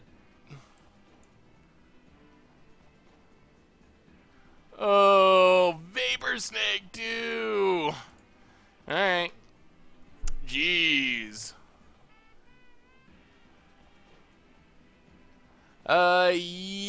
Yes. I think it went up on Moto because of the Tron build. I don't think it went up in paper, did it? Or else I didn't notice that it went up in paper. There's a... It's hard with those older cards because there's just not that much supply. So any amount of demand, even for something as janky as one of my budget magics, sometimes increases the prices. Alright. Yeah, that was rough. Gifts into Thopter Foundry. Yeah, Gifts is a sweet one to play as well.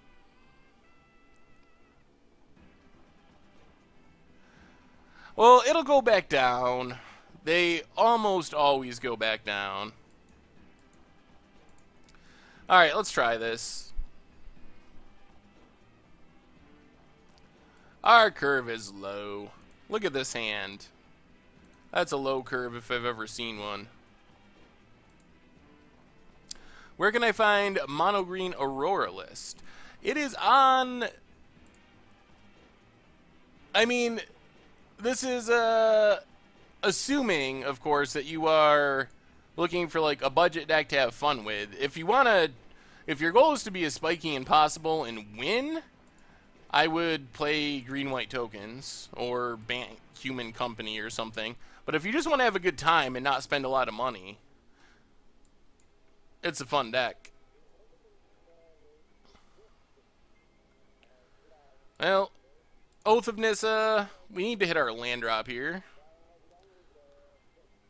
Nykthos isn't exactly the land we wanted. Could be good in the long run. So let's Oath of Nissa. I kind of just want a forest to play this Birds of Paradise. I don't understand why Wizards has made white so overpowering, especially after seeing Thalia and Gisela. I expect Liliana Let's Hope to be very good. Otherwise, yeah. I mean, I think Liliana will be good too. There's a lot of the time when a card is kind of the namesake card in the set, or one of the most important cards in the set, most of the time those cards end up being at least fairly good. The Great Aurora is a pretty sweet card. Oh wait, it's literally broken. Mono Green Aurora is broken on Moto. If you face decks with battle lands, they enter tapped even with 2 other basics. Interesting. That might be right, though. Because they all enter the battlefield at the same time. So battle lands might actually enter the battlefield tapped. I don't know. Those timing things are weird. Maybe there's someone that is better at the technicalities of the rules than I am that can confirm. Because, for example, in this deck, when we Genesis Wave and Utopia Sprawl and a land enters the battlefield, we can't equip the Utopia Sprawl onto the land that entered the battlefield along with it. And I don't know like the exact technical ruling on that, but that's just how the rules work. So I think that is actually right then. Alright, yeah, Stu and other people with explanation. So I guess that is not bugged. That is technically correct. That's part of the reason why we... Well, I mean, we're also mono green, but you definitely benefit by playing lands that are untapped in Great Aurora decks. Alright, so let's Kitchen Finks resolves. Breeding Pool tapped and pass the turn. Banjo lands? Huh. Reimbursement is weird on Moto, John. I don't even know if they like read over the reimbursements. It almost seems like they auto reimburse you until you ask for reimbursement so many times, and then they refuse to reimburse you or suspend your account or something. So it's awkward, but it almost feels like there's not any actual person sitting there and reading over every reimbursement. All right, let's get in with Finks. Put our opponent down to 13. Nykthos. And Eternal Witness.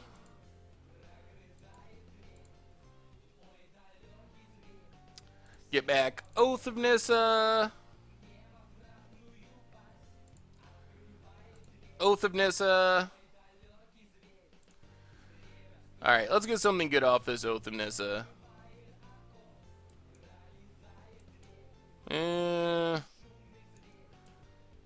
Is Garrick it? It makes a lot of mana, but we don't really have anything to do with all that mana. Yeah, let's just take Eternal Witness.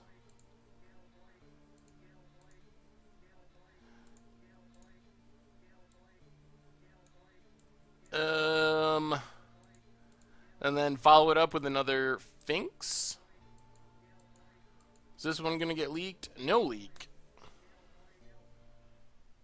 Yeah, it's not going to be able to overrun, though, because we got to plus it for a turn. And basically, it would Fog Delver for a turn. Because our opponent would just attack it with the Delver. Are they somehow going to kill us here from 17?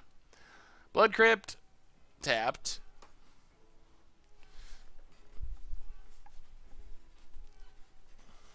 Polluted Delta.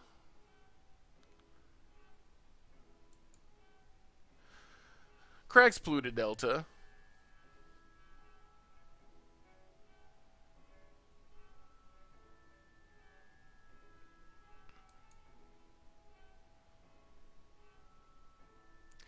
And then don't let me forget, we got to try our science experiment after this.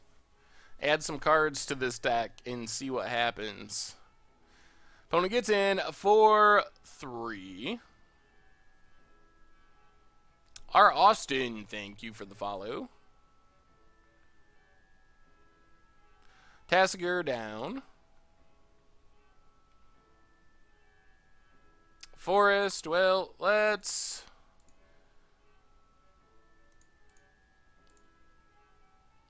Now let's play the Forest. Play Obstinate Baloth. Gain some life.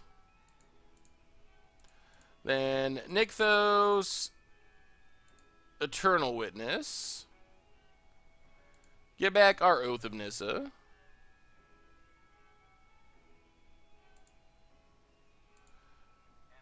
Yeah, if we're just doing it for casual play and not filing reimbursements, it's not going to get us in trouble. As far as the bug.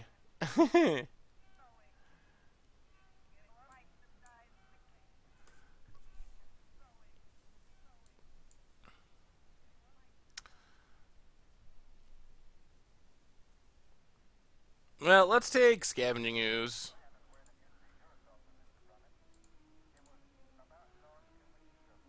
Play Scavenging Ooze.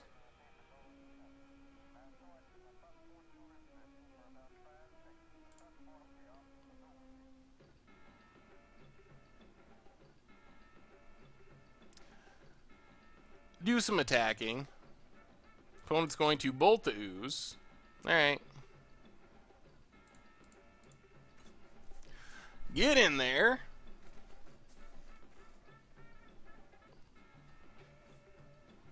So I took a look at the Aurora ramp deck and placed it in a blue-green shell with part the Water Veil, Advocates, and a few Haymakers. Super fun, and going the Aurora chain is epic. Yeah, that sounds sweet. I could imagine part the Water Veil being really sweet in that shell. Got our opponent down to 6.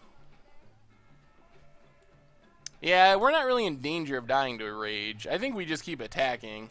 Assuming we don't draw like a Genesis Wave or something, then we probably still do. The 4-color Crush deck was pretty sweet looking. I don't know how competitive it is, but... Well, alright, let's play Kiora. Reveal the top 4, you can get a creature or land? Alright.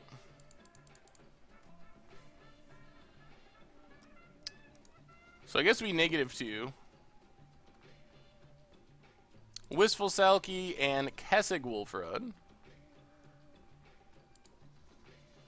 Wolfrun, Wistful Selkie.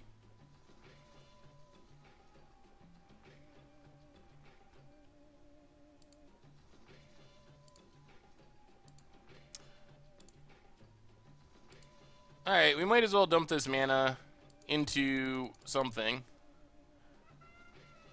since we don't really have anything else to do with it.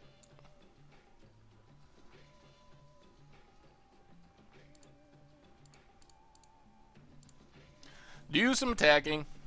What do you got, opponent? Yeah, this deck is sweet. We've had some weird games and lots of counters and moto crashes, so the record doesn't look that great, but the deck is really fun. You'll see it. We're going to experiment with it in a minute, but basically if you cast Genesis Wave X2, it reveals And we got there. All right, so let's do our science experiment with this bug. So we need to.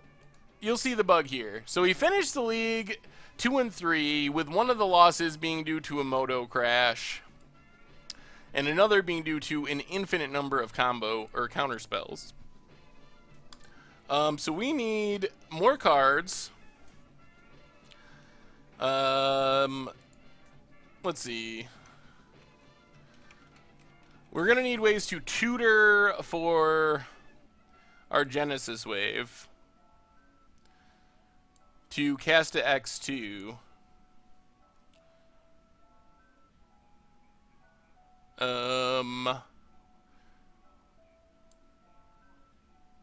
We don't really have black mana. Gifts Ungiven isn't guaranteed to work. Add Emrakul? Well, I don't think we're going to actually play this deck competitively right now. We're mostly just going to see if we can... what happens if you cast this with 100 cards in your deck. Teleria West does not get Genesis Wave. What's the 3-mana transmute card? I'm sure there is one. Oh yeah, Drift. Alright, so we can bring in Drifts.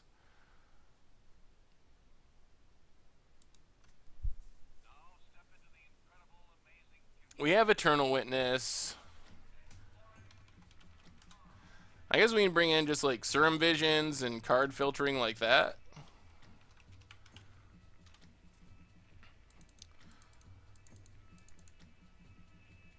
So we need 100 cards. I guess we can just bring in more, also bring in more lands. This deck is not going to be good in this form, but we'll be able to find out what happens if you can actually do it. Couple Sylvan Primordials seems sweet. What else do we got? Mystical Teachings only searches for an instant, unfortunately, so that doesn't actually get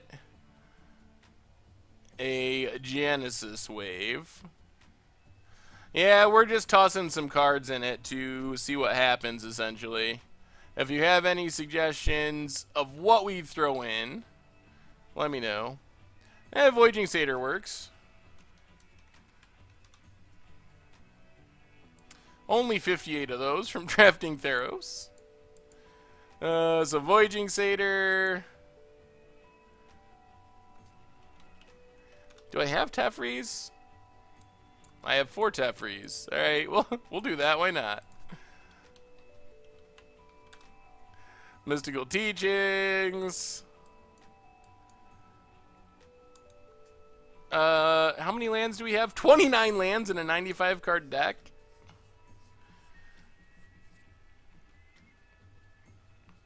So we need more lands. Forest doesn't work. Oh, Peer Through Depths is a good one. That is a good one. Hinterland Harbors can come in. Some more random forests. Bring to Light doesn't actually work to cast our Genesis Wave, unfortunately.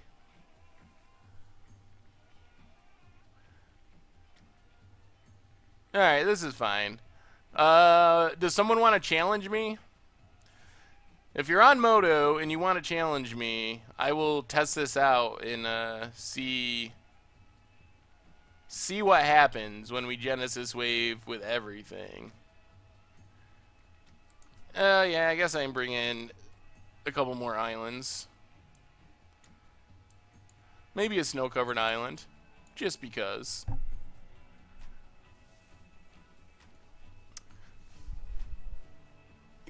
Will Goldfish Game even do it? I don't know if I don't think I have enough snow-covered basics, unfortunately. I don't think we can bring to light for the transmute card, but we can't transmute it. All right. Let's see what happens here. Don't expect to win. What deck is this? Genesis Wave. All right. Don't expect to win, but hopefully we get to break Moto. Thanks for the challenge, Malcolm Jr. Melancholy, you got beat out by Malcolm Jr. Gonna have to wait. You'll be at the top of the queue if we do another one. All right, so let's see. Come on, Genesis Wave. All right, no Genesis Wave yet. Lots of breeding pools, though. I don't think I have a 4th Genesis Wave where I would play it. I actually had to... I didn't have Genesis Waves, and I traded for the 3 I needed to play this deck. So I don't actually have the 4th one. So hopefully we just draw a Genesis Wave. I guess Teferi gets us there as well. So Sleight of Hand gets us a... doesn't really matter. Birds of Paradise. Untap Land and Voyaging Satyr. Pass the turn. You can't do Genesis Wave in Modern, or you can't do Black Lotus in Modern, unfortunately. Alright, Birds of Paradise.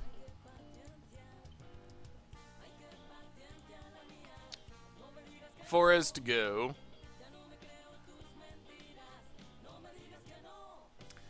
Temple of Epiphany gets a scribe for our opponent. Alright, let's Mystical Teachings.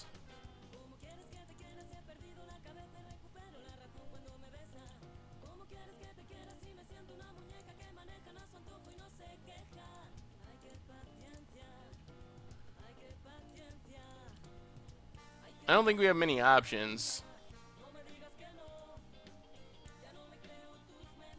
Oh, and we don't have black mana. Alright, we'll get a Teferi, I guess. Nykthos, go. Alive with Cake, thank you for the follow. We were trying to see if we can break Moto.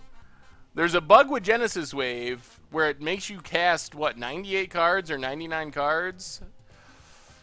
And it shows you your opponent's sideboard and your sideboard and your whole deck. It just goes really crazy.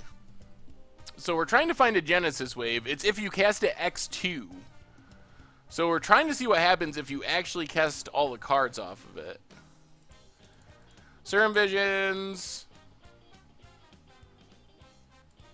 For Sleight of Hand. We don't have any way of getting black mana, right? Yeah, no, we can get it off of birds. Alright, I'm so silly. So, bottom, top, I think we got it.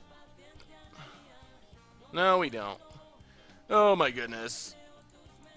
Satyr. Forest, go. It might, I think it might show other cards because it overflows into opponent's cards, maybe? Yeah, I have no idea. Oh, this is the Swans deck. We're about to get comboed off. Well, tap, untap, tap, birds, Teferi.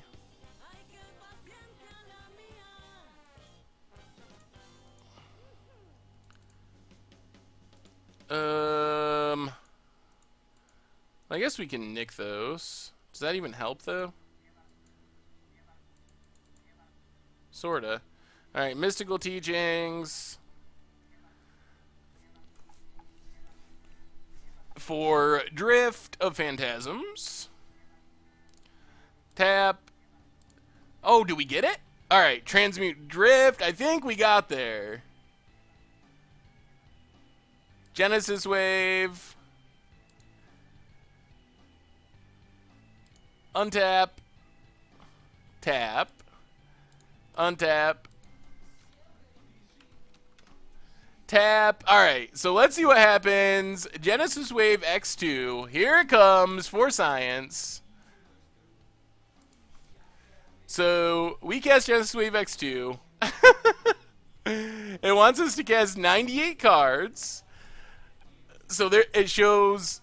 Oh, it doesn't show. It shows temporary zone, graveyard, in our library. So 1, 2, 3. Oh, Moto. It's like kind of freezing up. 95. Oh, this is going to take longer than I imagined. But science is hard, and it takes time. I think we can also choose our cards on the battlefield. 93. Oh, we are not doing this very quickly. Moto does not like this. Moto is going to crash here very shortly. I'm pretty sure. Oh, man. Moto is so laggy. This is going to take us 20 minutes to... Alright, 90. We made it to 90. I don't even know if it recognizes that I'm clicking these cards. 89. I have to click on them like super slow. 85.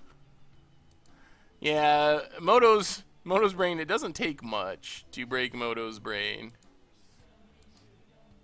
83. See, we're missing like every other card. And if we don't get all of them, it's not going to work. Ooh, 76.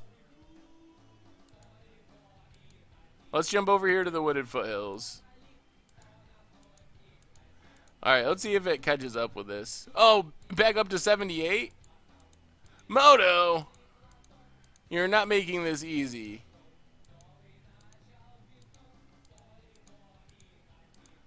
Let's see if it recognizes any of those.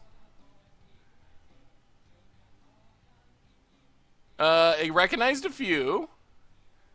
It's like taking a while to catch up. Like, all these ones lit up. Should I still be clicking? Oh, we're getting there! All the way down to 49! It's happening! I didn't think it was gonna happen, but it's gonna happen. Moto is... there's not a select all option, unfortunately, in this bug. Wizards forgot to program select all into this bug. We're gonna do it down to 41. It's gonna happen. I don't know what's gonna happen, but it's gonna happen. And it's letting us select cards that should not be able to be selected with Genesis Wave. 28. Whoa, a little stutter there from Moto. 27. Freezing up. 16. 9. Alright. 8. 7, 6. 5, 4.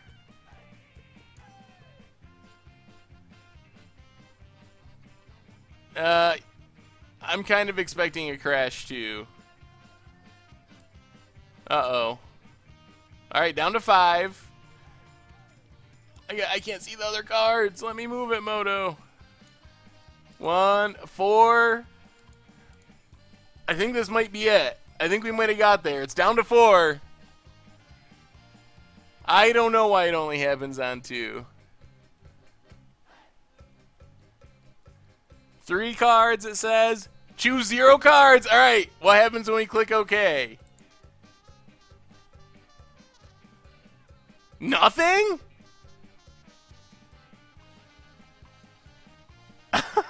All that for nothing?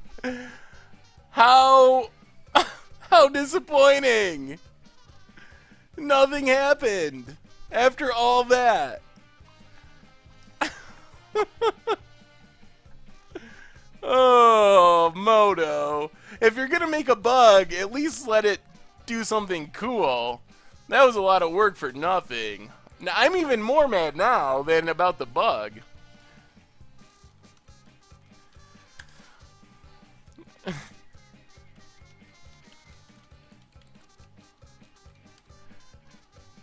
Yep, I failed the science experiment. Alright, well, I'll let our opponent finish killing us here with their combo.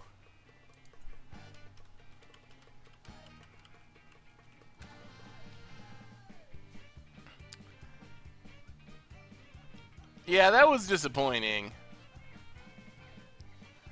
Cycles Drift, searching out a Seismic Assault, so we're about to get comboed off.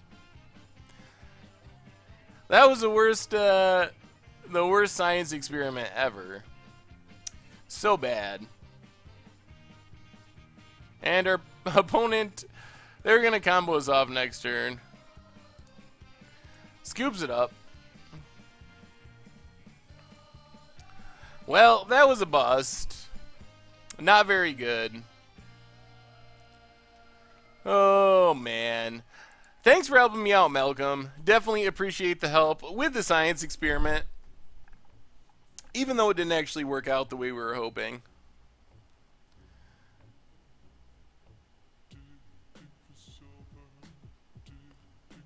So what did it do with the cards from the temporary zone? Alright, if you challenge me to a game of Momir, we will do one game of Momir to close out tonight's stream. So if you challenge me, first one to challenge me, I will accept. Switch the overlay over to Momir. So we crash Moto in our league. Went 2 and 3, including the crash. And then science experiment was a bust. Interesting. Interesting stream tonight. I will give it that. Hido E, thank you for the follow. Alright, Momir. There it is. Alright, Momir time to close things out. We're going to play first.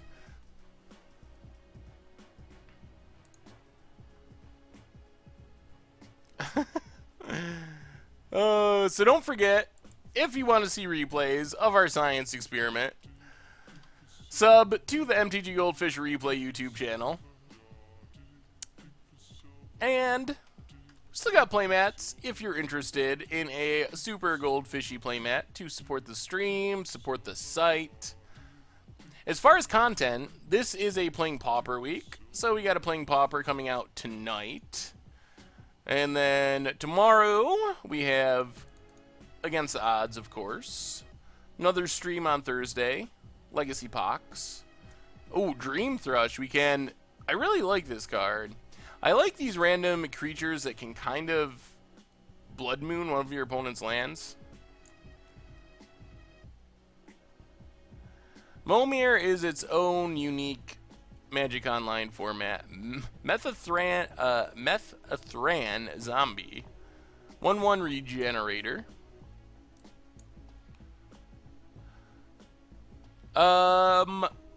Sleeves will hopefully happen at some point. The problem we ran into with sleeves so far is you got to order a ton of them for anyone to make them for you. What won Against the Odds? The winning archetype on Against the Odds was 5-color Hondens.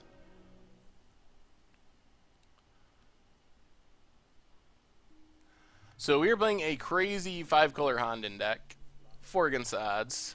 I mean, the experiment was a success because we learned something. I don't know what ton, I don't remember. Richard is the one that looked into it, and he told me how many it would be, but it was a high number, but I do not remember exactly what that number was. Uh-oh, we lost Silo Murphy. Lost connection to the game.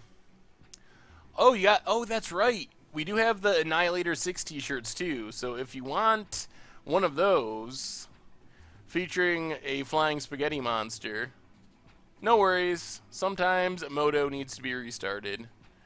We kind of did Changeling Tribal with Swarmyard way back in the very beginning. of Against the Odds. Yes. Shrines is this week's Against the Odds. So, 5-color Hondens / Shrine .deck. Let's play Swamp. Get in 4-1 with our Dream Thrush. 12 Delver? 12 Delver is a pretty good suggestion. I like that. That could be funny. Hopefully we get some good ones in Eldritch Moon.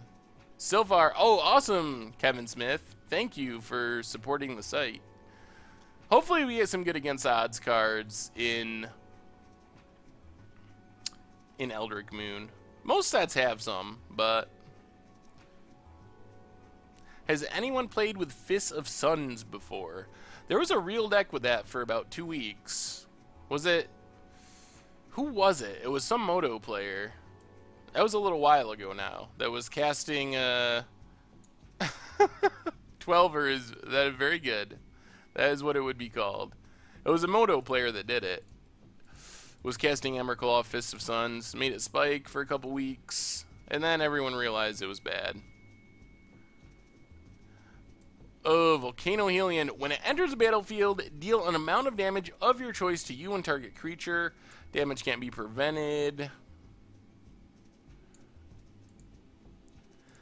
Can we keep this alive? Probably not worth it. Standard Wizard Tribal would work. Yeah, it was Jan. I think it was Jan who built the deck around it and like bought all the copies on Moto, and it was at a couple GPs and played and then kind of faded away. I think you are correct. That was like a couple years ago now, I think, from what I remember. Get in with our Dream Thrush. 1 damage at a time. So we're going to lose our Volcano Helion because it has Echo X, where X is our life total. And we can't pay 22 mana, so Volcano Helion's going away. Opponent, leave Crown Elder. At the beginning of your upkeep, you may reveal or look at the top card of your library. If it shares a creature type, you can reveal it. If you do, you may play it without paying its mana cost. We got a new Tree Folk, actually, in Eldritch Moon, which is interesting. Is he really? From I saw him talking on Twitter about going to the World Series of Poker. And then I also saw a couple tweets, I think it was today, about how he lost with Ace. He had Ace-Ace and lost to King-King. And he was, like, posting the percentages on Twitter. And he was like, I forget what it was, 73% or something to win, and ended up losing.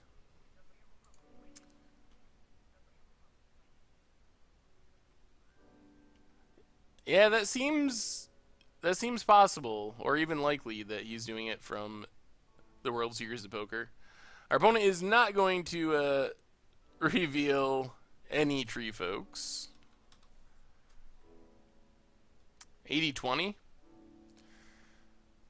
Yeah, that was pretty close.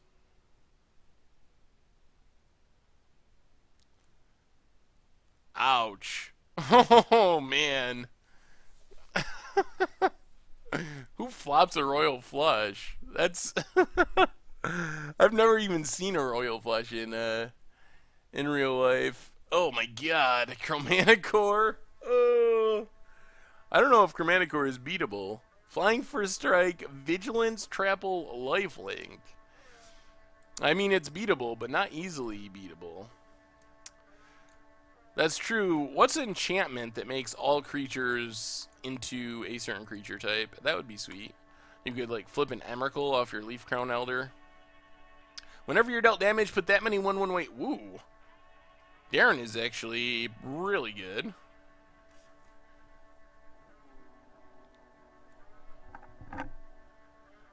Yeah, I've never seen a Royal Flush before in real life either.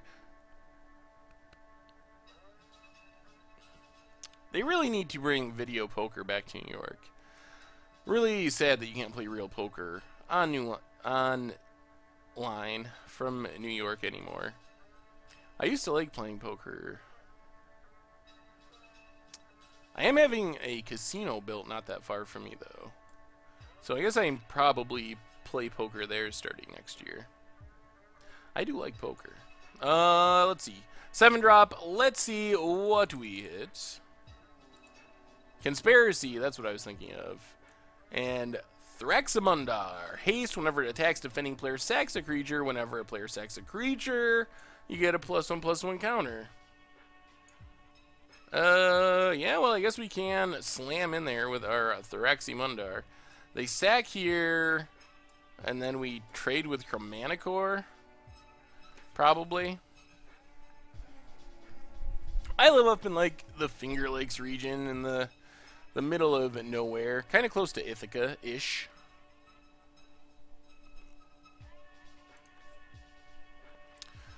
Let's see how our opponent blocks.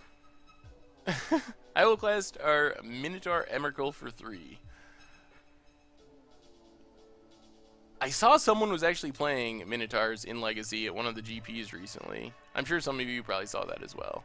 But they were actually didgeridooing it up at a Legacy GP. Opponent's going to block with their Putrid Raptor. Morph used to be so good back in... Not so good, but so much better back in the day than it was when they brought it back. There were so many Morph blowouts that were possible. But now that doesn't happen. Descendant's Path. I messed around with Descendant's Path Emrakul for a while. It was sweet. Am I going to the Syracuse Open in August? Maybe. Possibly.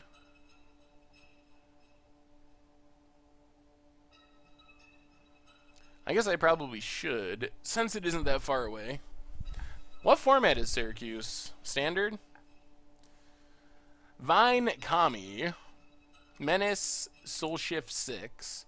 So basically just Menace. Opponent's going to start getting in with their Chromanicor. Well, it's 8-drop battle time. So let's see who gets luckier with the 8 drops. We do get a bunch of soldiers.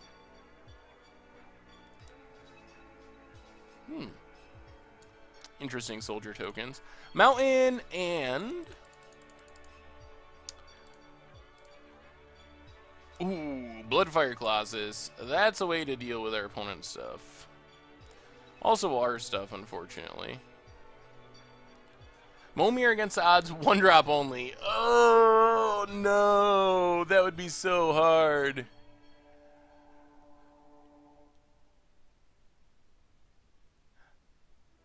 See, Architect the Ducks. Have fun playing some paper magic. Oh, it's modern? If I go to an open to play modern, what would I play? I would have to think about it. If I had to choose between Hate Bears and Merfolk, I would probably choose Hate Bears, but neither one is on the top of my list. I'll have to see. Maybe I'll have to brew something up to lose with. Knowledge pool would be sweet. Alright, does this have trample as well? It does. Alright, we'll just take it then. We might be able to just go wide enough with tokens that we can win eventually. Goats. Goats hasn't really made waves in Modern recently. Ooh, there we go. We kind of got the combo now. So we sack Bloodfire Colossus. Gonna deal 8 damage to Seiki, which is gonna get us 8 tokens when we wrath the rest of the board. So I like this plan. Against odds, 1 key card from every Against the Odds ever played. We're actually coming up on the 50th episode of Against the Odds. Now, I gotta think of something special to do for that. 50 episodes. That's, or maybe, I don't know. 50 is a nice round number. 52, I think, would be a year. I don't think I've ever missed an episode of Against the Odds since I started doing it, so. You should make a modern Against the Odds about cheating omniscience into play. Oh, no! Blown out. Hardcore. That's what I get for being greedy. Ugh.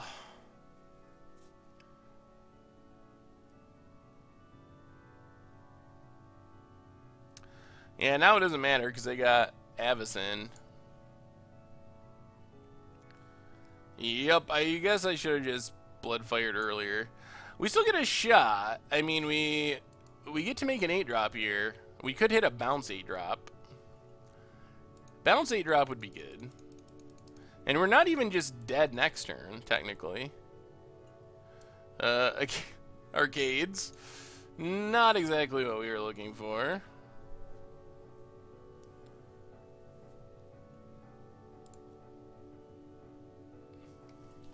Let's get in with Seiki.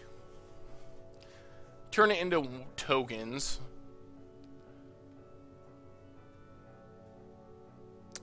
Genesis Wave was a little buggy. We had some moto bugs, but it went all right. We ended up 2-3. One of the losses was a moto bug loss.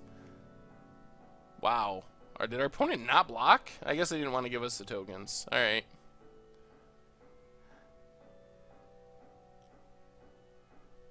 We'll probably have to do Against the Odds Omniscience. That is a good one.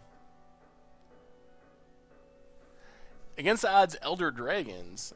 Against the Odds winning a GP with a sub $100 deck. That's a lifetime quest, I think. I mean, it has happened before. I believe. I've never done it, but I think there have been sub $100 decks that have done it. Alright, let's block. Is there any way we win if we take 8? We go to 2. We'll have 10, 18, 20 tokens. Our opponent's going to be at 33. 1, 2, 3, 4, 5, 6 blockers. 1, 2, 3, 4, 5, 6. Yeah, it doesn't matter. They're all indestructible anyway.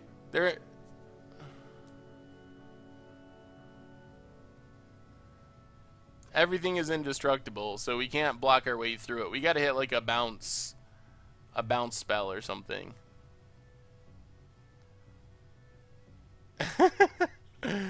Oh, no one is gonna let me live down opening all those Eternal Masters prize packs.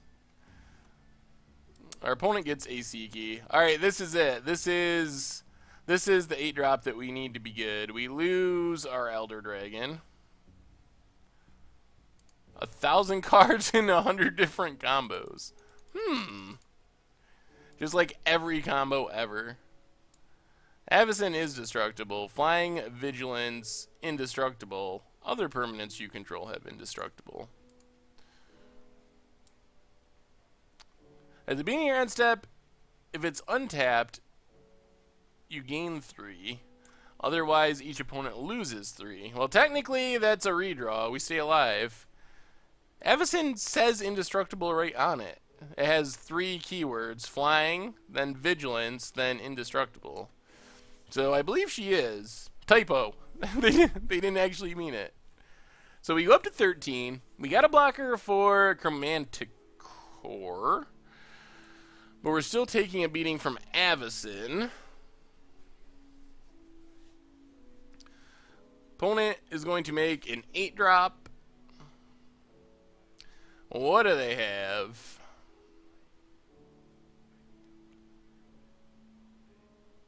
Yeah, I mean, the bottom ability, I actually had to double check it too, because it does say other permanents, but she herself... Yes! That's why you make 9-drops when you're ahead. Oh, that's Momir for you. Well, Well, now we win, and our opponent scoops. They went from having a literally unbeatable position to losing with one denizen of the deep. Oh, we already did a Modern League tonight. So this Momir match is going to be our last match of the night. And then we'll be back Thursday for the next stream doing Legacy Pox. That deck is so mean. Can't wait for it. This is Momir. As I think we have a Momir command. Or well, someone did it earlier. There it is. Alright. We'll keep. You always keep in Momir. Yeah, so the lesson there is, if you're really far ahead, which I think our opponent was, just skip a turn and go up to 9 drops, because there's nothing at 9 that's going to ruin your game for you. Yeah, our sideboarding plan in this deck is sweet. Unbeatable, even. Well, we get to make a 2. And Mana Dork, please.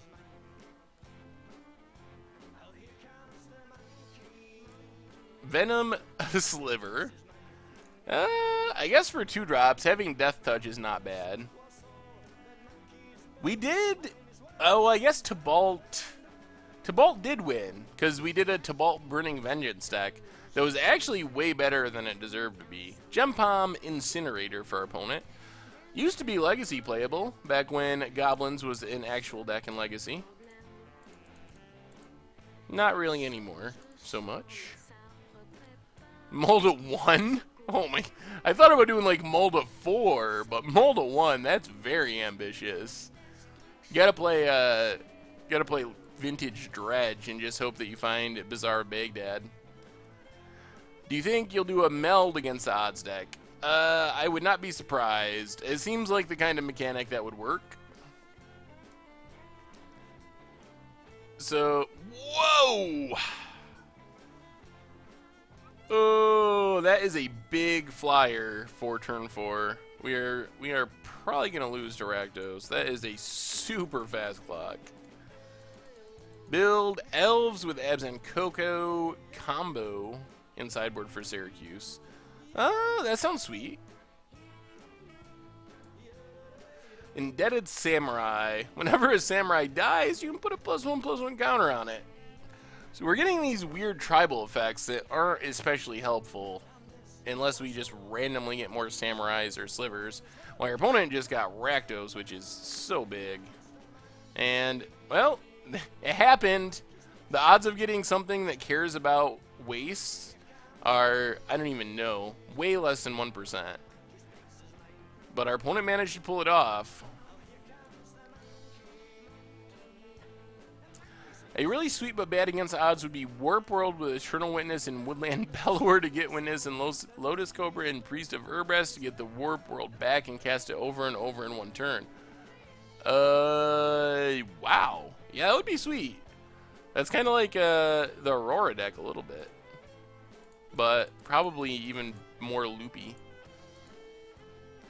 Something good. Marrow Bats. Flying, pay 4 life, regenerate. Yikes. And that has trample, so we can soak up 1 damage and pay 4 to regenerate. Yeah, we're just gonna lose to Rakdos here, I think. Fomar the Banisher. Our opponent is just mono 6-power flyers. Alright, we take 6. Oh, we gotta hit something super good. Yeah, Warp World is a really good idea for against odds. That one should go on the poll. I also need to put Force Fruition on there. A couple of people have requested that, and I haven't put it on the poll yet, but I need to. Cavern Thoctor. So we're not just dead, but we are pretty close to dead. Our opponent's creatures are way better than ours. I don't know if Marrow Bats is so good.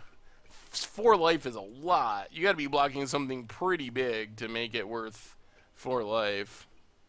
No, big flyers are awesome. Big flyers are some of the best things you can get in Momir. But we're gonna die because our opponent's we're getting like these weird ground creatures and they're getting 6 powered flyers. Against odds, Modern Brain in a jar. I don't even know. I mean, I guess it's still against odds. I know Brew Spy has a pretty sweet deck that he was working on of it.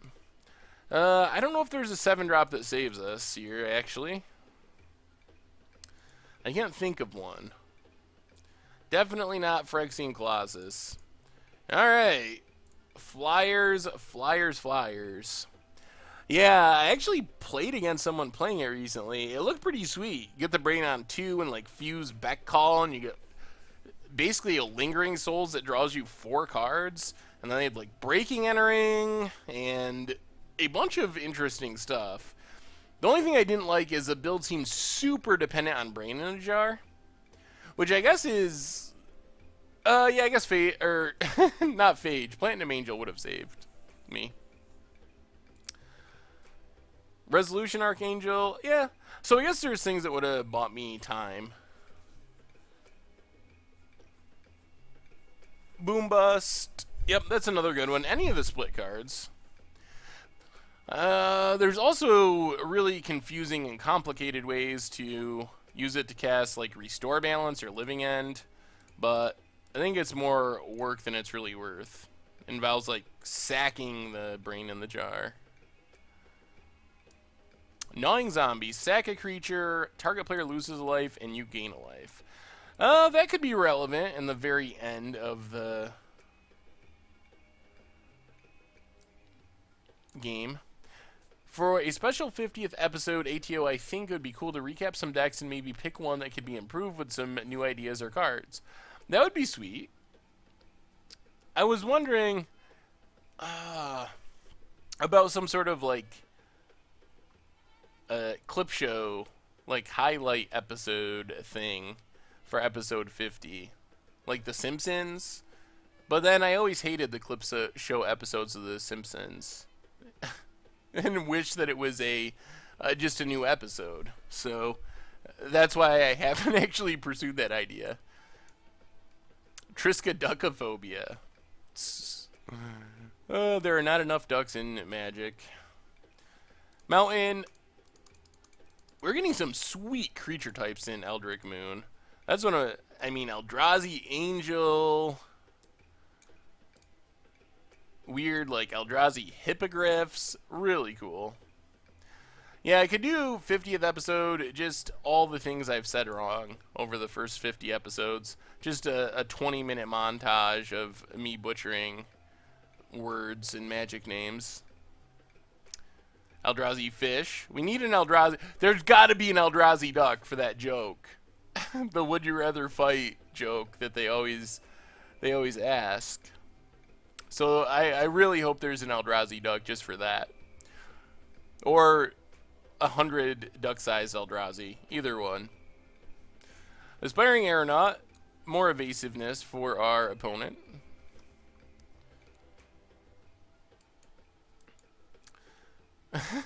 Yes, against odds, Sierra Angel. Mountain and go. A Ravenous Vampire. Beginning your upkeep, you may sack a non-artifact creature. If you do, oh god, put a counter on it if you don't tap it. Oh man, that's like the worst. Good old Mirage, back when creatures were horrible. And our opponent, Baneslayer Angel. Forked Branch Garami. Soul Shift 4, 4/4 for 5. Well, I guess we're going to start tapping this Ravenous Vampire. Because I don't really want to sack anything. Ugh. Forest, and come on, good 6-drop.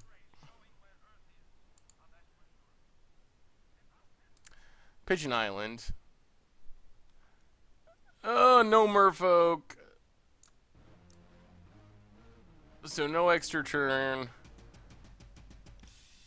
And we lose our Wanderwine profits. Oh, that's so bad. What's up, Steel Wolf?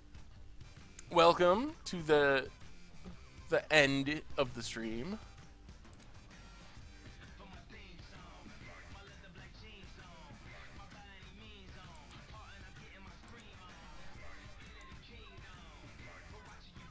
Grixis Slave Driver. When Slave Driver leaves the battlefield, put a 2/2 black zombie creature token on the battlefield. Yeah, if we were... Everything's random, so we can't really just get an Elish Norn. But if we did get an Elish Norn, that would be good. I would approve. Well, backed into playing an island, unfortunately. Probably get wrecked by an Island Walker. Momir, some people love it, some people do not. So, we don't play it that often. We usually use it to close out the stream, play a match of it, like once a week or every other week, because some people really like it, and there's lots of people that ask for it. So, if you're not a fan of it, it's not a huge part of our stream. This is Momir Basic, a Magic Online format of crazy randomness. And the randomness is in favor of our opponent. Although things change really quick. We're up to 8 drops. Captain March, welcome. I'm glad you made it. And thanks to everyone who has followed recently. If I missed some of your names, I am super sorry. Every once in a while that happens, but I definitely appreciate it. Seiki again, just like game 1. I guess it kind of combos with Ravenous Vampire, if we can get some tokens going.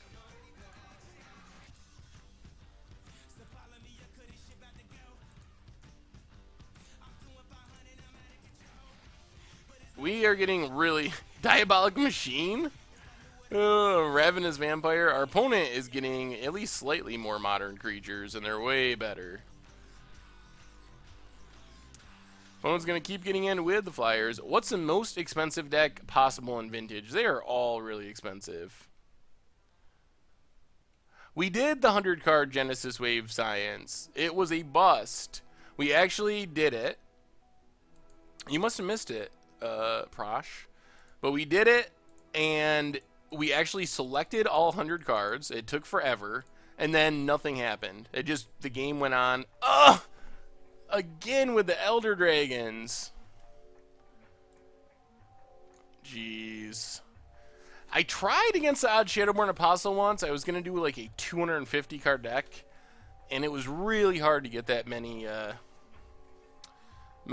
copies of Shadowborn Apostle. Yeah, so we did do it. Check it out in the replay, which will be going up probably tomorrow, I guess. You can watch the video on demand, or you can watch it on the YouTube replay channel. Scornful Egotist, yeah, is the worst. Well, we might as well sack Arcade Spot, because we're not going to pay for it. We can't pay for it. We really need a good 8-drop. Our opponent is so far ahead of us. Ooh, Lorthos counts as a good 8-drop. Lorthos is actually absurd. So now we're winning again. Just because we hit Lorthos.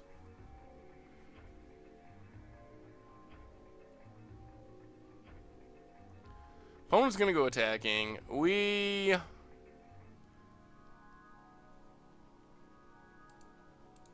block.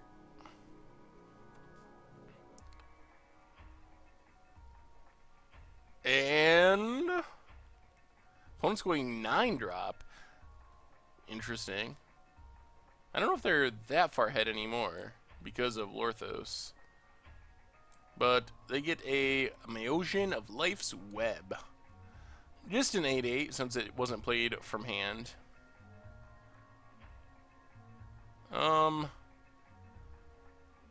Yeah, let's start sacking.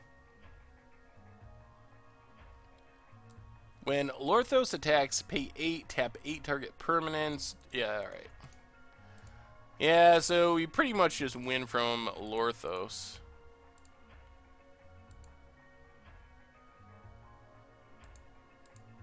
Tap a bunch of stuff. Lorthos is really absurd.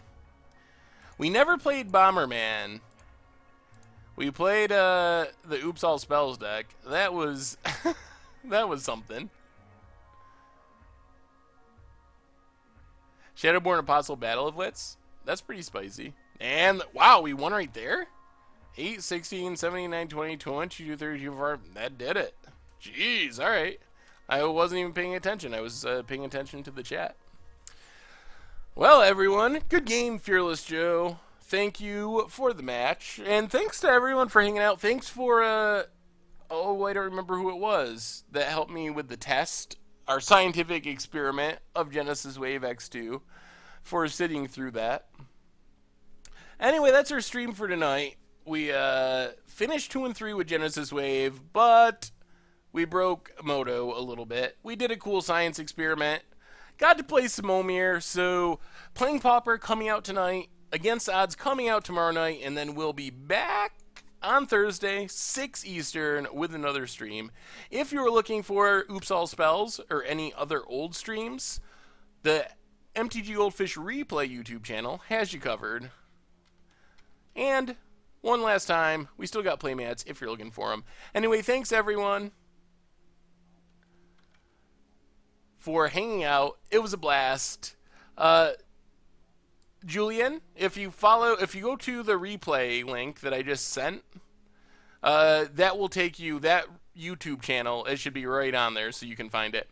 Anyway, thanks everyone for hanging out. Really appreciate it. It was a blast, and we'll be back Thursday for the next one. And I will talk to you soon.